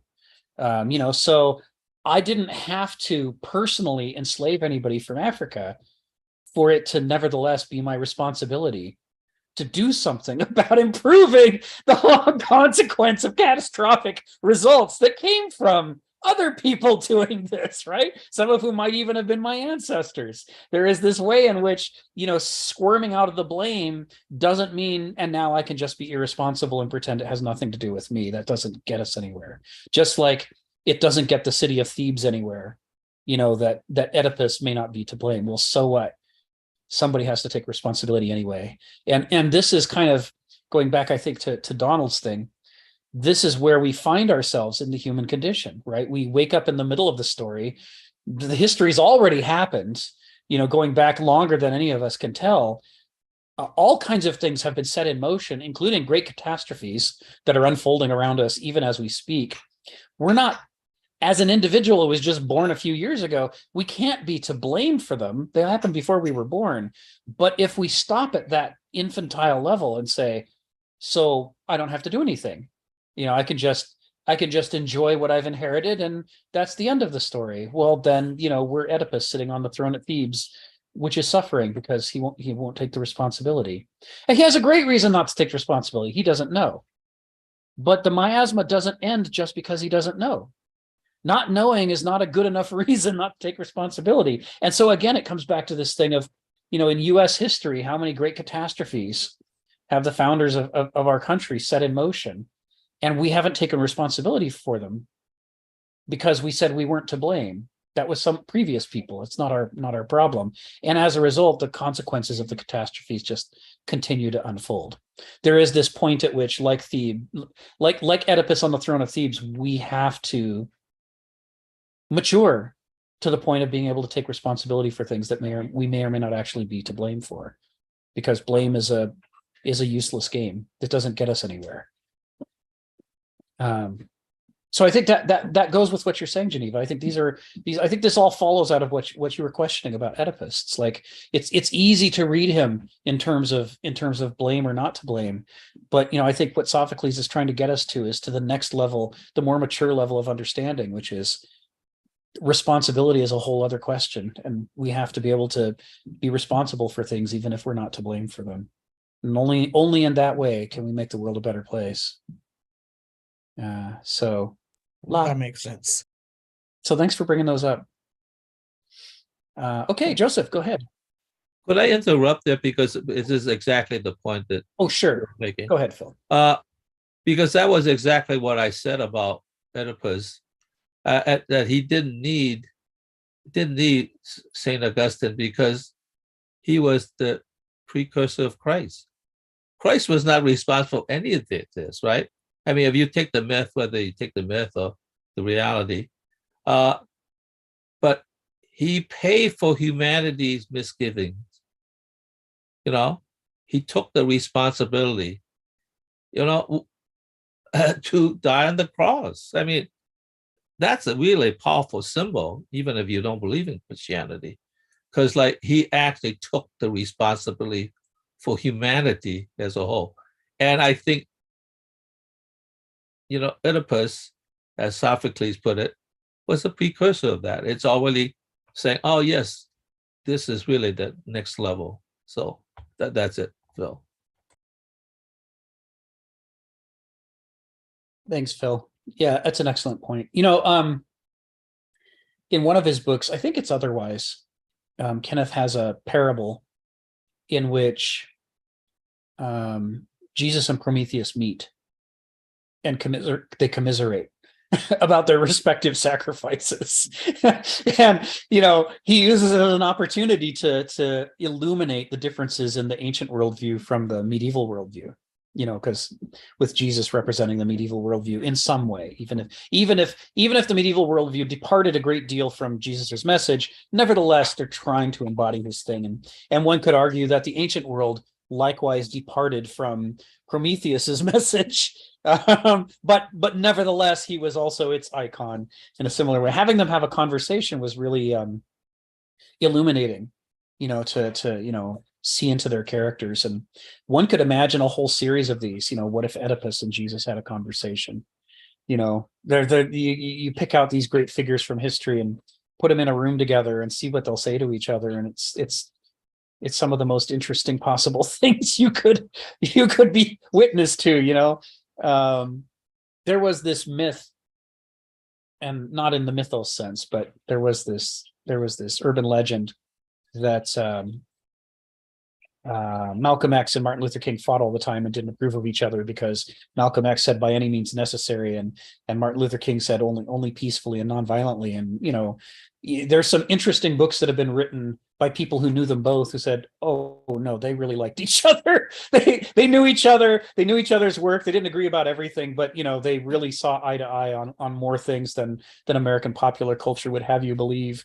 And it makes you wish that you could be the fly on the wall listening to a dinner conversation between the two of them talking about the state of things, you know, in the 1950s and 60s. The amount of wisdom you'd get from these different perspectives on the similar problem. I feel like there is this, you know, you look at Plato's dialogues and how much philosophical nutrition he was able to generate through just putting interesting people together in a room and making them talk. I feel like it is a deeply underexplored, underappreciated mode of philosophy, and I'd love to see people write more like that, picking people who really sum up a worldview. Well, there were more hands, but they all went down. You want to go, Joseph? Maybe I'll just make a really quick comment based on the balance of power as far as the world, you know, and not that I am qualified for such a thing, but instead, I mean, I think the biggest problem that exists today is that we look at everything as an either or proposition. That's very modern in the sense that it's, you know, either good or bad. And I think that if you look at the world like that, it's going to inevitably end up in concept or conflict. And I think that is a very much a modern way of looking at the world, if not not so modern as much as it could be dogmatic as well. So, you know, religious dogma or dogma belief systems that again, where we started this, where we have the answers and there's no optimal solution in between. So I think that's probably to look at one country's dominance, whether they've been, you know, over another, or even in one continent's dominance over another, as even a good thing. I don't know. I think that seems to be that we have talked about the law of excluded metal quite a bit here. So, I mean, I think it kind of, you know, in a way, from that perspective, it kind of excludes possibilities that exist outside of the binary type of thinking or very narrow kind of approach toward the world. Anyway, I'll just say that, but we can get back to the text as well. Thanks, Joseph. Yeah, this issue of the infinite, you know, I've tried to introduce the terminology, the trivial infinite and the profound infinite, to distinguish between the kinds of infinities that mathematicians deal with, which are trivial. You could sum them up with little equations, right? You know, like the infinite number of integers, just always add one more. There, I've just summarized, you know, an infinity, but it's a trivial infinity. And anything that can be summed up in an equation is a trivial infinity. The infinities, the problems caused by the mortal condition where we as finite beings confront the infinite and somehow have to wrangle meaning and solutions for life out of this overwhelming abundance of complexity. These are the other kind of infinity, the deep infinity, the profound infinity. And I've used the metaphor before of life and the cells, and that, all living things are made of cells. So there's a countless number of them. There's even a countless number of them in my finger. I could spend the rest of my life just counting the cells in my finger, and I'd die before I finished. And each one of those cells by itself has effectively an infinite number of molecules it's made of. I mean, I'm sure a number could be put to it, but you'd never be able to finish counting if you just started now, let alone to describe what they're doing. And they're all moving around in there, right? That's the thing about a cell, is the molecules are in motion, or the cell is reforming itself and transforming as it goes. So the fact that they're everywhere, that there's so many of them, that they're all different from each other, no two are identical, and that they're all changing at the same time, it gives you this sense of an infinity of infinities. But that almost is the external nature that Heraclitus talks about. But he says there's another nature which has all the same, what do I want to say, kind of heart-stopping levels of infinity that the nature around us has, and that's the nature within us. That human character is also a nature, and that we don't understand the reasons why we do the things we do. He's alluding to what would later become the theory of the unconscious, that our soul, our character, is endlessly deep, and he says you could spend the rest of your life searching it and never find its limits, such as its profundity. And I think about these kinds of qualitative infinities at moments like this. But even if you're trying to understand the defects of the law of the excluded middle, even a trivial infinity, like the number of real numbers, not integers, but real numbers. The thing about the infinity of real numbers is that it's not only, it takes the infinity of an infinite number of integers, and then it also sticks an infinity between every pair. So between 1 and 2, there's an infinite number of fractions. Even aside from the fact that there's an infinite number 1, 2, 3, for an infinite number of integers, in between every 2 integers is an infinite number of possible fractions. And what science will tell you is that a great deal of the world can't be explained without using those fractions. You need them, right? You're hardly any of our scientific equations work if you're stuck with integers, if you can't admit to the existence of fractions. But the law of the excluded middle says things are either true or false, and they're not in between. It is like the fundamental error of saying there's only integers and no reals. You can't have any space in between. But we know basic math teaches us that even the space in between any two adjacent things, like true or false, is infinite. And to deal with the world as it actually is, rather than trying to escape into a clean, tidy, rational world, we have to deal with all that infinite messiness that's hiding between every two things. So thank you for bringing that up. Since we're restarting after a 2-month absence, I'm going to drop a few links that people have seen before, at least for the recording. So one of them is Kenneth Smith's favorite translation of Heraclitus is the one by Philip Wheelwright from 1959. It's available for download for free from the Internet Archive at that link. And we'll go back to Heraclitus. As you guys all know, we go back to Heraclitus every session because, Hegel made Heraclitus his foundation.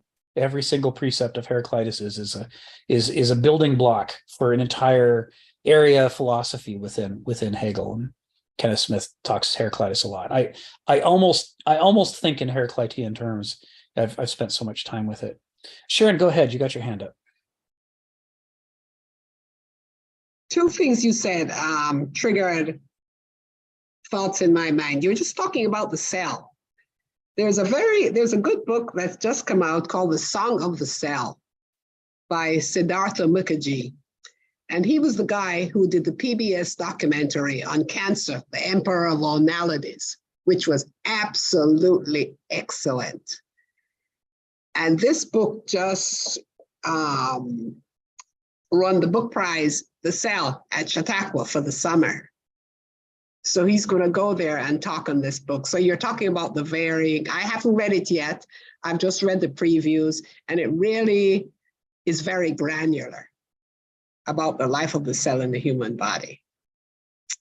Very, very good. And the second question I have, were you equating white privilege to Oedipus? I missed that association. And the reason the reason I'm asking that is because that's a difficult concept for me to grasp. And I just reading a book by, do you remember Russet? He used to do Meet the Press, and then he just died one day. Well, his son wrote an autobiography called Look for Me There. And he was struggling with this guilt throughout the whole book because he felt he was given so much, and that struggle made him almost worthless. He walked away and left a plum job as a political reporter and took 3 years and traveled around the world. So I read it and I was mystified by it. He had given so much that it paralyzed him. Well, for minorities, even if you have so much, you struggle to make something of yourself. Yes. You don't sit and wonder in awe about what you've got. Yes. And feel bad about what other people have. And so I am not making the association with Oedipus. Yes. Well, so the reason Oedipus doesn't do anything to avenge the death of the previous king is that he doesn't know who killed the previous king, right? It's outside of his reach. And we might argue also that even though he did kill the previous king, that he wasn't to blame because he didn't know, and the exchange at the river was caused as much by the king as by him. So the situation arose partly out of his control and with a great deal of ignorance. And so he may or may not have any blame. And this is where the white guilt thing comes in. Liberal white guilt, right? He may or may not have any blame, but if he's to be king, he has to take responsibility. It's his job to solve the city's problems. And to put it another way, as king, he has more privilege and therefore more capability to institute change than any other citizen of Thebes. So he has the power to avenge the death of the previous king, but he doesn't do it because, in his case, he doesn't know he doesn't know who the guilty party is. Now, for white liberals in, say, the United States, confronted with, the genocide against the Native Americans, we know who did it. We know who did it. Now they're dead and gone. Most of the people who did it. There's some people still doing it. Most of the people who did it are dead and gone. So we can't punish them. Our usual drama of find the bad guy, punish him, the end, it's not going to work here. So like Oedipus, but for a different reason, we find ourselves paralyzed. What are we supposed to do about this miasma that we've inherited that, that we didn't personally institute? And it creates you can imagine a different play Sophocles could have written about a character who wasn't ignorant about what had happened. That would be closer to the situation of kind of white liberals, because they know, right, how this happened. But the guilt becomes all paralyzing for them, like in the case that you saw there. And so, what the guy you described went further than most do. Most of them don't do that. They just try not to think about it. I mean, it makes me feel bad when I think about it, so I'm going to try not to think about it. And some people, the way that they don't think about it is they come up with a rationalization. Well, if I'm not to blame, then I don't have to do anything about it. Only the people who are to blame need to do anything about it. And since they're all dead, it follows that nobody needs to do anything.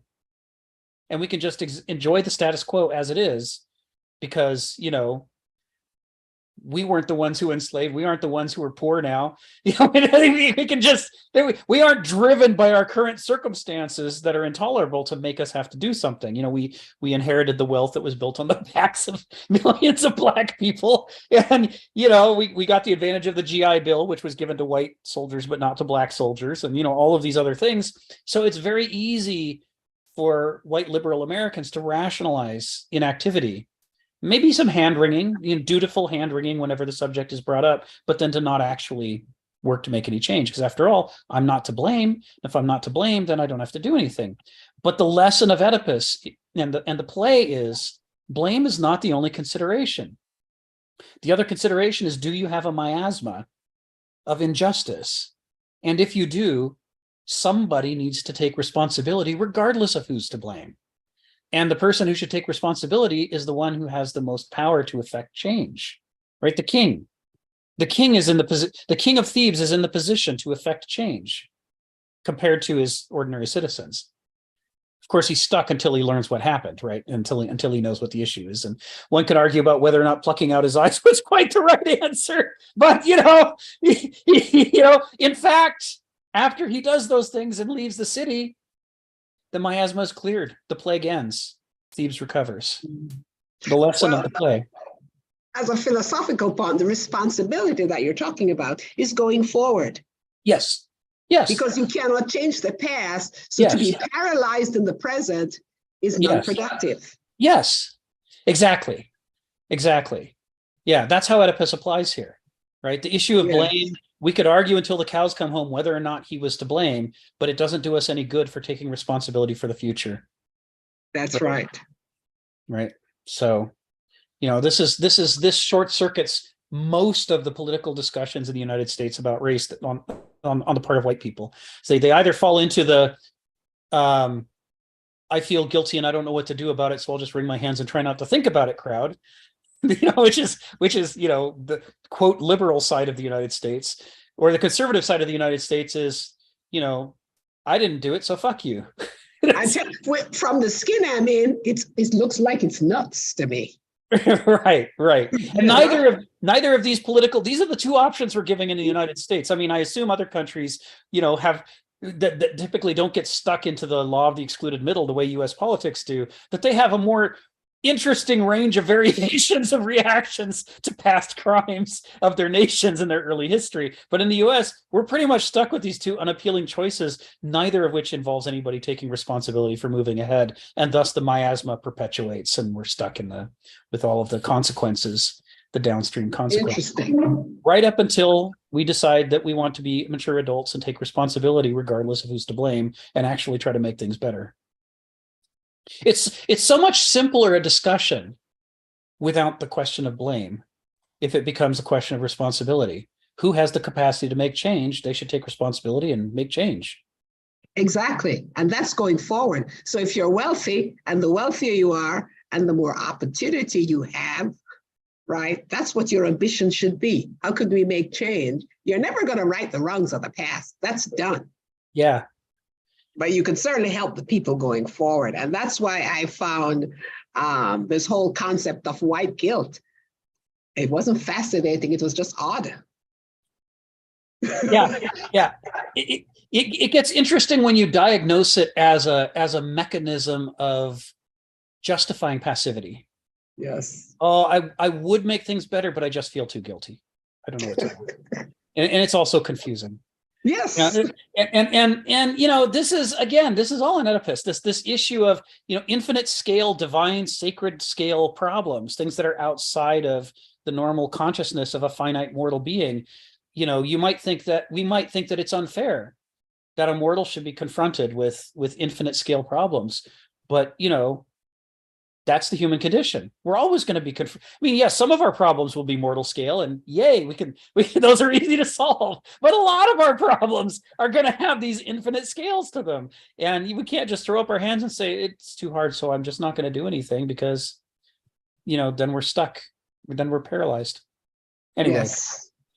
Thank you for the reference to the Siddhartha Mukherjee book, The Song of the Cell. You were absolutely right. Given my love of biology, you so know I'm going to read this book. I'm just this is my jam. Sharon, thank you. All right, let me call on Phil. Go ahead, Phil. Yeah, Sharon has done it again, so I have to respond to what she said before I go into my point. And I don't want to forget about my point. I think there's a difference in Oedipus and the current situation of the past exploitation of blacks, but also even maybe more so American Indians. I think a lot of blacks, maybe not all of them, there is a middle, there's a solution without taking into all the white guilt and all that kind of stuff, and that's all you're going to do is bring your hand. I think a lot of Blacks and American Indians too would be satisfied with deconstructing the institutional structures that is the remnants of that. You know, because I think not only were they exploited, and there was actually genocide, but the fact is that it has left a structure of exploitation to continue. And if you clear that up, that's a middle ground that should be easier than say, okay, we're guilty. I will be guilty for my father, that kind of thing. Because I think if you clear that up, then people do have a chance to, in a sense, start. Now, maybe some people would not be happy because, yeah, but you're putting me 10 yards back when it's a 100 yards race. Okay, but nonetheless, even if you clear that part up, which we're not willing to do, that would solve a lot of problems. You know, I think a lot of Blacks would probably be amenable to that, maybe not totally satisfied. And I think that the fact that we don't even do that part, I think is a problem. So I'll just leave it at that, because I remember seeing a commercial on TV. American Indian says, a lot of people think that we are looking for retribution. Now, she's speaking for herself, and it is a commercial, so it might not be totally honest. No, we're just looking for equality. We're not looking for retribution. And I could understand why people say, oh, you know, once we give in, they're going to want the retribution. And I don't think that that's necessarily so. You know, I think I would probably want some retribution, but that's me. I think they just want equality. Just, you know, just give us a chance, for heaven's sakes. Quick response, Phil. Yeah. You hit the button right on you hit the nail right on the head, right? It's the continuity of this perversity that's a problem. Yeah. And I think we are in danger now because America is flirting with retrograde thinking. And that's how I perceive it.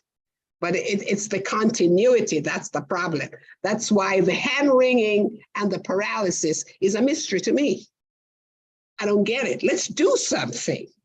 If you're so guilty, then let's do something. Well, I think they're fearful because they would want retribution, and therefore they expect that you will want retribution, and therefore, like, let's not give them the inch. I think that's where the problem is, you know? So okay. It's interesting, though. It's interesting. This is mythos and logos again. It's the myth. Yeah. It's the myth. That's right.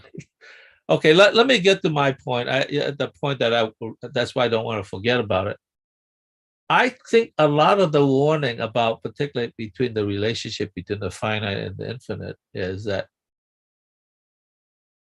our technos, our technocratic mind, and the technocracy we produce has turned everything into a project. And so we have covered over being, which is the essential part of existence, the relationship between being and existence. And I think if we just sort of understand that, yeah, technology and technical thinking is an important part of civilization, but we can't let civilization cover all over the relationship between being and existence. Heidegger pointed this out. You know, I have to apologize for Heidegger's Nazi background, and I actually condemn that part. But he tried to explain it as you know, being and time, right?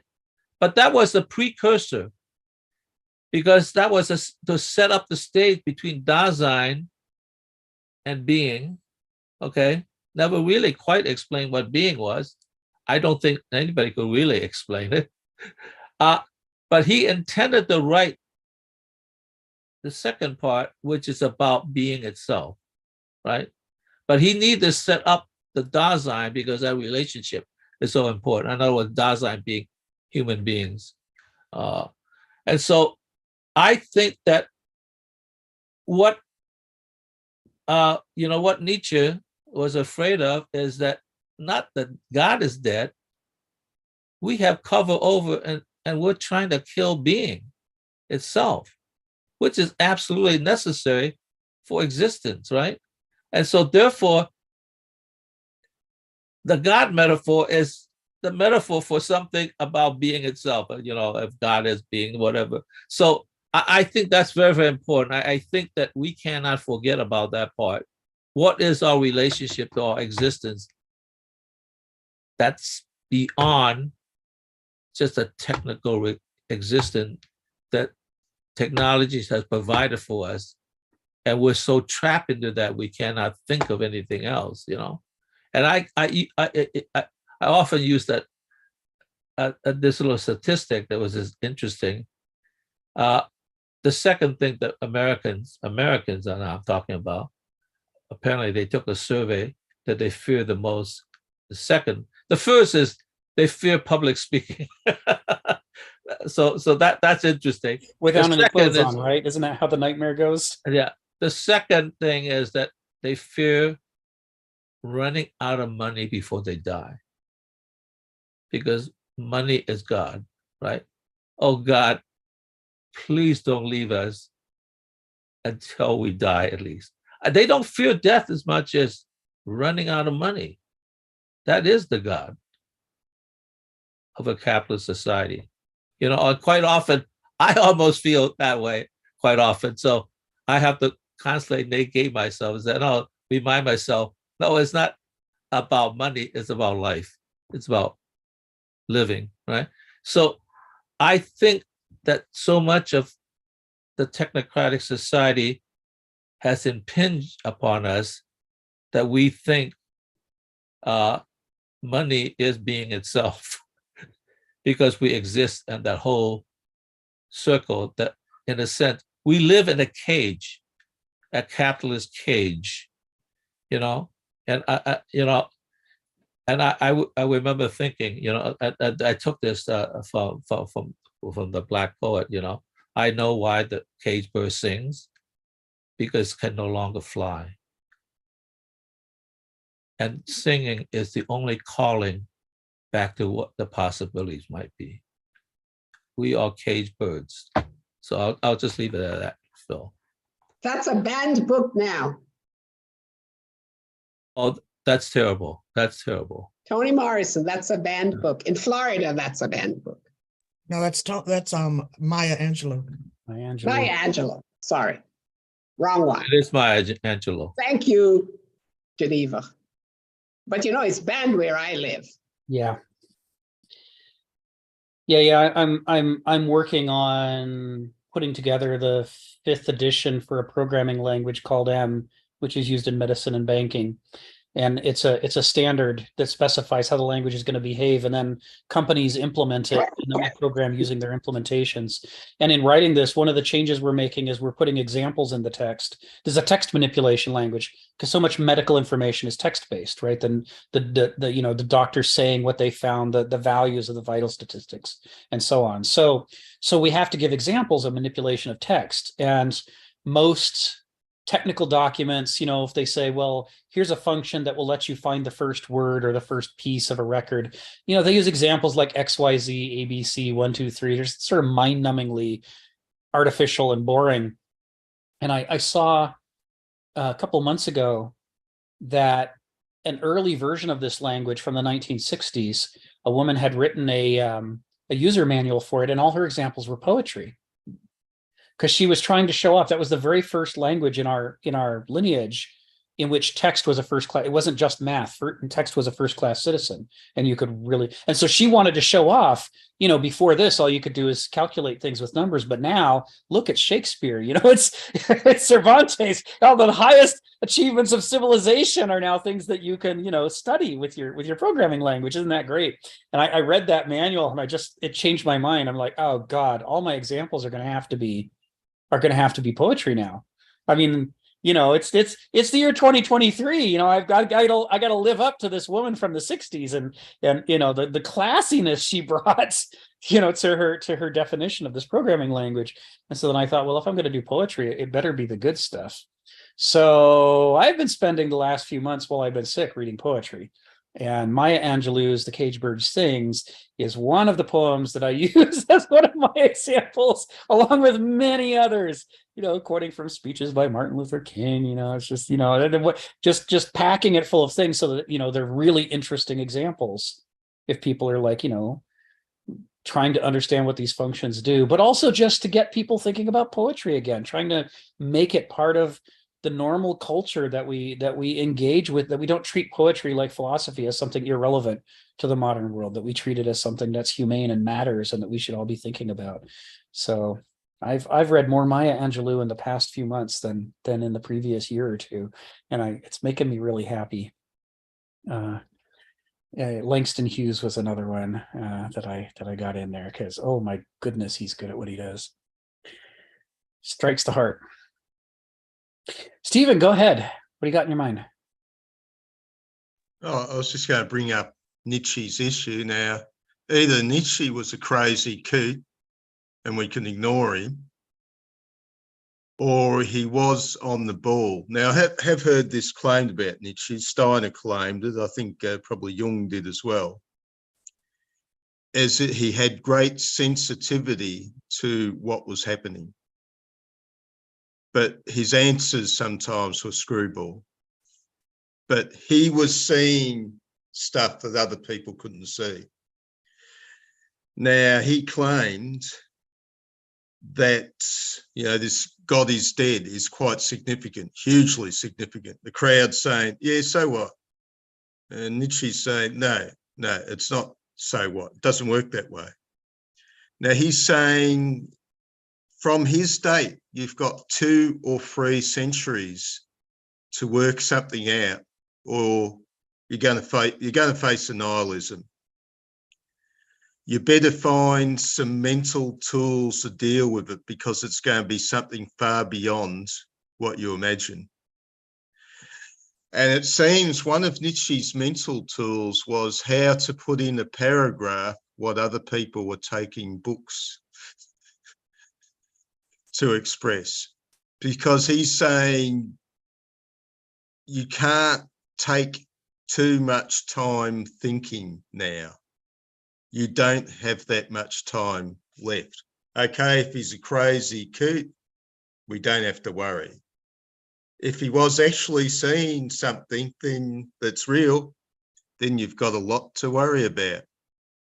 And you're going to need to grasp some of his power to deal with it. Thank you. Thank you, Stephen. Yeah, and Kenneth Smith uses that Nietzsche quote. I want to say in 10 sentences what other people say in a book, what other people don't say in a book, as the epigraph for one of Kenneth Smith's own books. It's like, that's why we take the time in the seminar to unpack the references and connections in Kenneth Smith's writing, because he's trying to do what Nietzsche was trying to do. He's trying to condense an enormous amount into a small space. And once we go through the exercise, we gain an appreciation for how they're doing that. What is this technique for condensing so much information into a small space? And then it gets it easier for us as we go forward, not only to read material like that, but maybe to begin to write material like that ourselves, or to speak to one another in that way. I mean, this group of people that we have right here on this call, I can talk about gnosis and noesis. I can talk about, the dialectic between the irrational part of the mind and the rational part of the mind. And, we're sort of on the same page. With a few words, we're covering entire books, or even traditions of philosophy.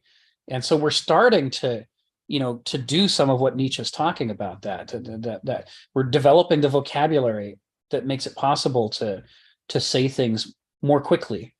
And what became apparent to me when I was, Donald's talked about, his experience getting to know Kenneth Smith and his writing, and David's talked about it some too. For my part, it was the Comics Journal. Here I am reading articles about comic books, and in the back, here's this crazy philosopher writing extremely difficult prose.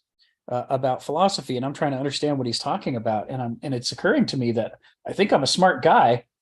I think I have a good vocabulary, but I don't have a good vocabulary compared to Kenneth Smith. And the thing that strikes me, and if we're coming back after a 2-month absence, this is worth making a point of. The thing that occurred to me, and it took a few months of reading his column, is that he wasn't deploying his vocabulary just to obscure or to show off. So I tried rewriting some of his sentences, and it took a paragraph or more to rewrite one of his sentences. He was using the vocabulary to achieve a density of meaning that there wasn't any other way to do. The only other way to say the same thing was to take a lot longer saying it. And in many cases, if you don't have the right terms, there is no way to say it. All you can do is talk around the issue without even expressing it clearly. This distinction Hegel makes between the experiential side of the mind and the rational side of the mind, and how the rational depends upon the experiential, this can't even be expressed in English clearly. I mean, German, at least Hegel has these terms that he can use. But if we don't learn the terms, we're left with a language, English, that doesn't have words that are capable of making this distinction. And the words we do have, like rational and irrational, prejudge the relationship in a way that makes it impossible to accept the idea that the irrational could be valuable. I mean, look, it's right there in the word irrational. That's how we know it's bad, right? I mean, and likewise, the emotive content that we've attached to irrational and irrational makes it nearly impossible to critique rationality as a problem, right? I mean, when Hannah Arendt says in The Origins of Totalitarianism that the problem with Stalinism and Nazism is their absolute faith and commitment to reason, and that no matter where the logic of their ideology takes them, they feel like they have to follow. After all, it's the logical conclusion. You know, if there has to be a final solution, then there has to be a final solution. The logic dictates it. If we have to, set up gulags and eliminate all political opposition because the logic of the ideology says so, well, do you want to be irrational? No? Well, then you have to lock people up or, do death squads or what have you. She says this is the thing that made everybody else angry with her, is they all said reason is all good. It can't be the source of problems like this. It can't be. And they ostracized her for it, right? They started doing character assassination pieces on why has she turned on her people, and why does she love the Nazis, and why, they make up these stories, anything except allow the ideology of reason to be criticized. This is how hard it is to talk about these issues without this vocabulary and without doing the work to deconstruct the meaning of the words that we're using and learn to use them in a new way. So what Stephen's talking about, all these issues. I mean, I think the classic example is the fact that Nietzsche's sister could turn Nietzsche for almost a century into the poster child for Nazis and anti-Semitism, which is amazing. Oh, and also nihilism, right? He gets criticized now for being a nihilist. It's amazing when you consider that there's been nobody as passionately critical of nihilism. I mean, just, excoriating the evils of nihilism as Nietzsche. And all the things, the passages he wrote about the greatness of the Jews and how wonderful it is, to have this intellectual tradition where you pair faith with argument and discussion, and then, but she edited all that stuff out, and they turned him on his head, and he seemed to become the opposite of what he was. And so in so many ways, we find that in order to move ahead in our understanding, we have to deconstruct our very vocabulary and put it back together again. With Dramas of the Mind, his first column for the Comics Journal, Kenneth said that part of what he was doing was he'd reached a point in his philosophical career where he realized he couldn't go any further unless he tore apart the very words he was using and put them together in a new way and started to use language differently. And in Dramas of the Mind, he was experimenting with that, trying to figure out how to do it. By the time we get to Millennia and Microcosm, he's firing on all cylinders. He's using language in a way that's very unfamiliar to us, but that allows him to do what Nietzsche wanted to do, to compress an enormous amount of meaning into a very small space. It just leaves it to us to deconstruct. Here's another link I'm going to share. This is the book I'm reading right now. It was recommended by Kenneth Smith. It's by Carl Love, and it's called From Hegel to Nietzsche. He's basically covering German philosophy from the beginning to the end of the 19th century. And it's really well written. It's in pretty approachable English. And he's really talking about not just their philosophies, but the people. He talks about the friendship of Goethe and Hegel. And he quotes from their letters they used to write to each other. So it's got a lot of kind of biographical storytelling quality to it. And he uses that to inform the discussion of their philosophies. Why does Hegel write the way he does? Why does Goethe write the way he does? Why does Nietzsche write the way he does? What did they think they were doing when they sat down to write these things? And I'm finding it just incredibly revelatory.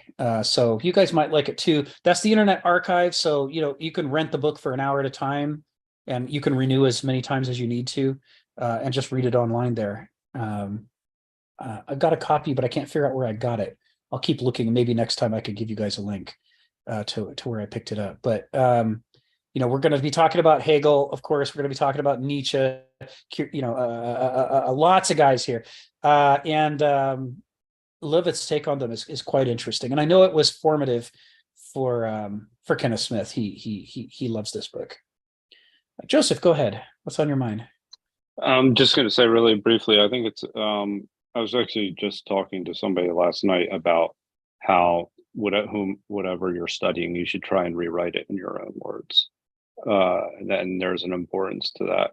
But also the value actually in saying something succinctly in a compact manner is, I think, essential if you really understand the subject. Because if you're developing a set of principles to function, then you have to be able to reduce it to some framework to like what is a principle, right? What is going to be governing to be, what are you going to use to be true under these types of all circumstances, essentially. And there's a level of the abstraction there, but you have to be able to, again, reduce things into their most true form.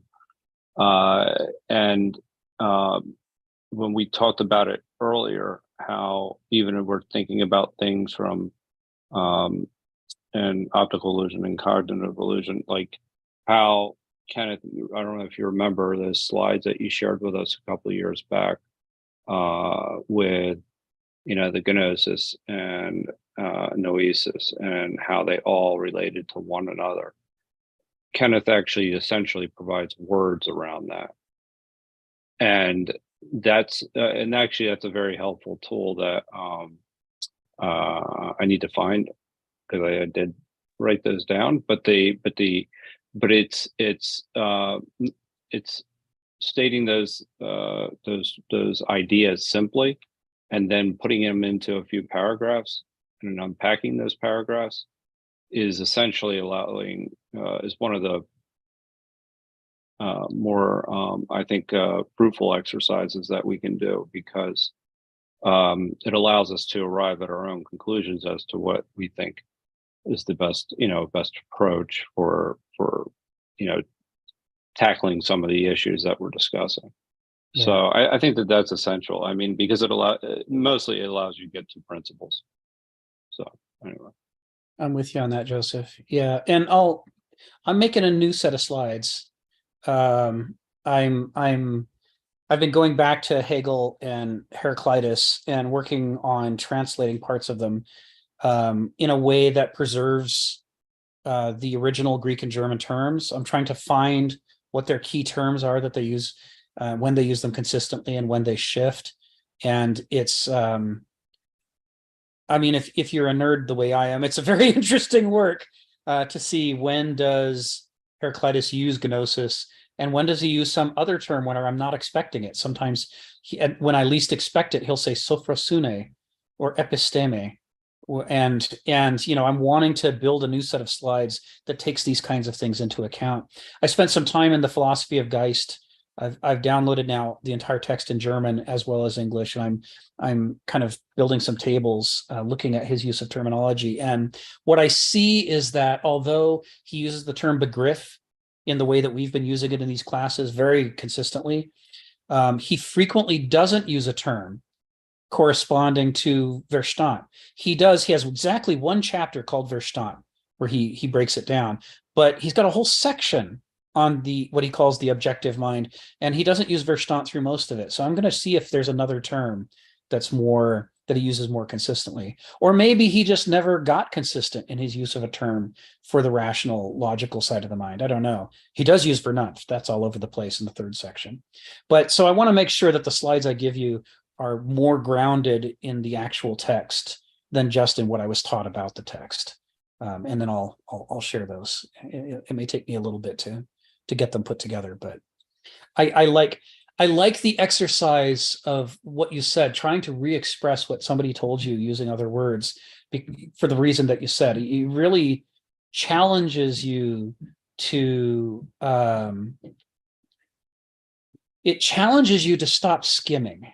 There is a way in which the rational mind likes to skim to look for the important parts.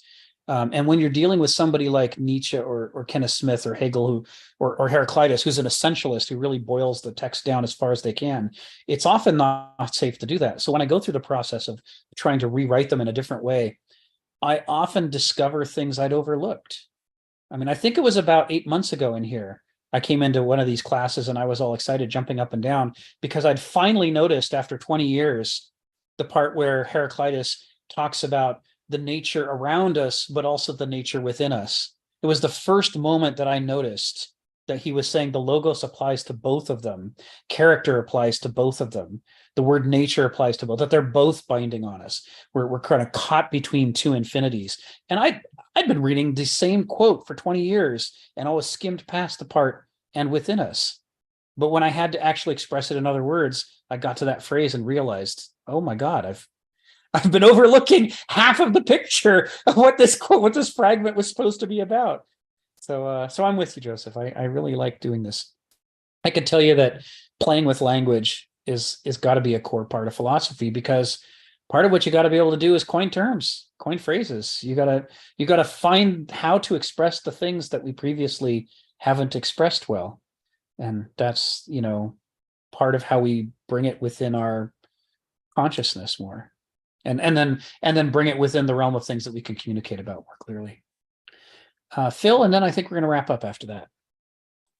Yeah, you don't even have to establish ownership on such a lofty and deep level. I mean, just regular understanding requires that. I remember when I went to college, one of the most important things I did was I jot down certain ideas that the professor was giving. And I went home and I rewrote things, putting in my thoughts and understanding of what he said or what she said. And only then do I actually own it, right? It's not like hers, it's become mine, it's integrated with that. And so, and when there comes a very difficult part that I actually couldn't own, I mean, I just don't get it, I would quite often, professors who are good at this, they usually have a brief period before they begin their lesson, that, is there any question from last time or something of that sort? And then you would say, this part, what you said about this, and I don't understand. Could you explain that some more? And of course they would, be compliant and be, helpful, and they explain. And there's, oh, okay, thank you.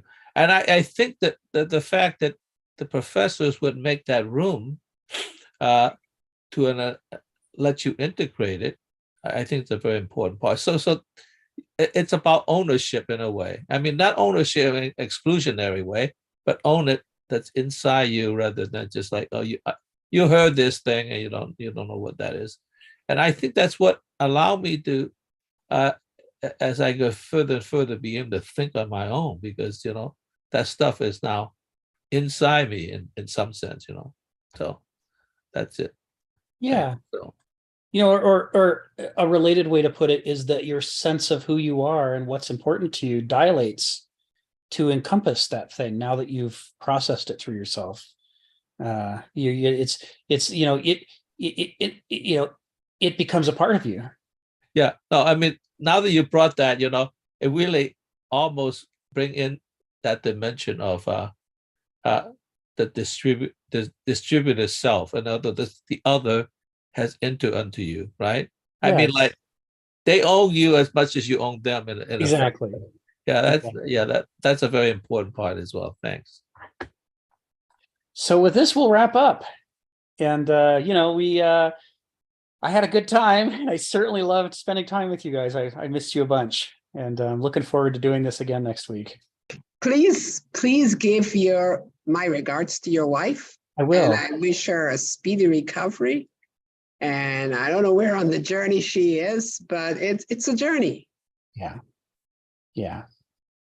I'll tell her you said so. Thank you. Just tell her it's an August journey.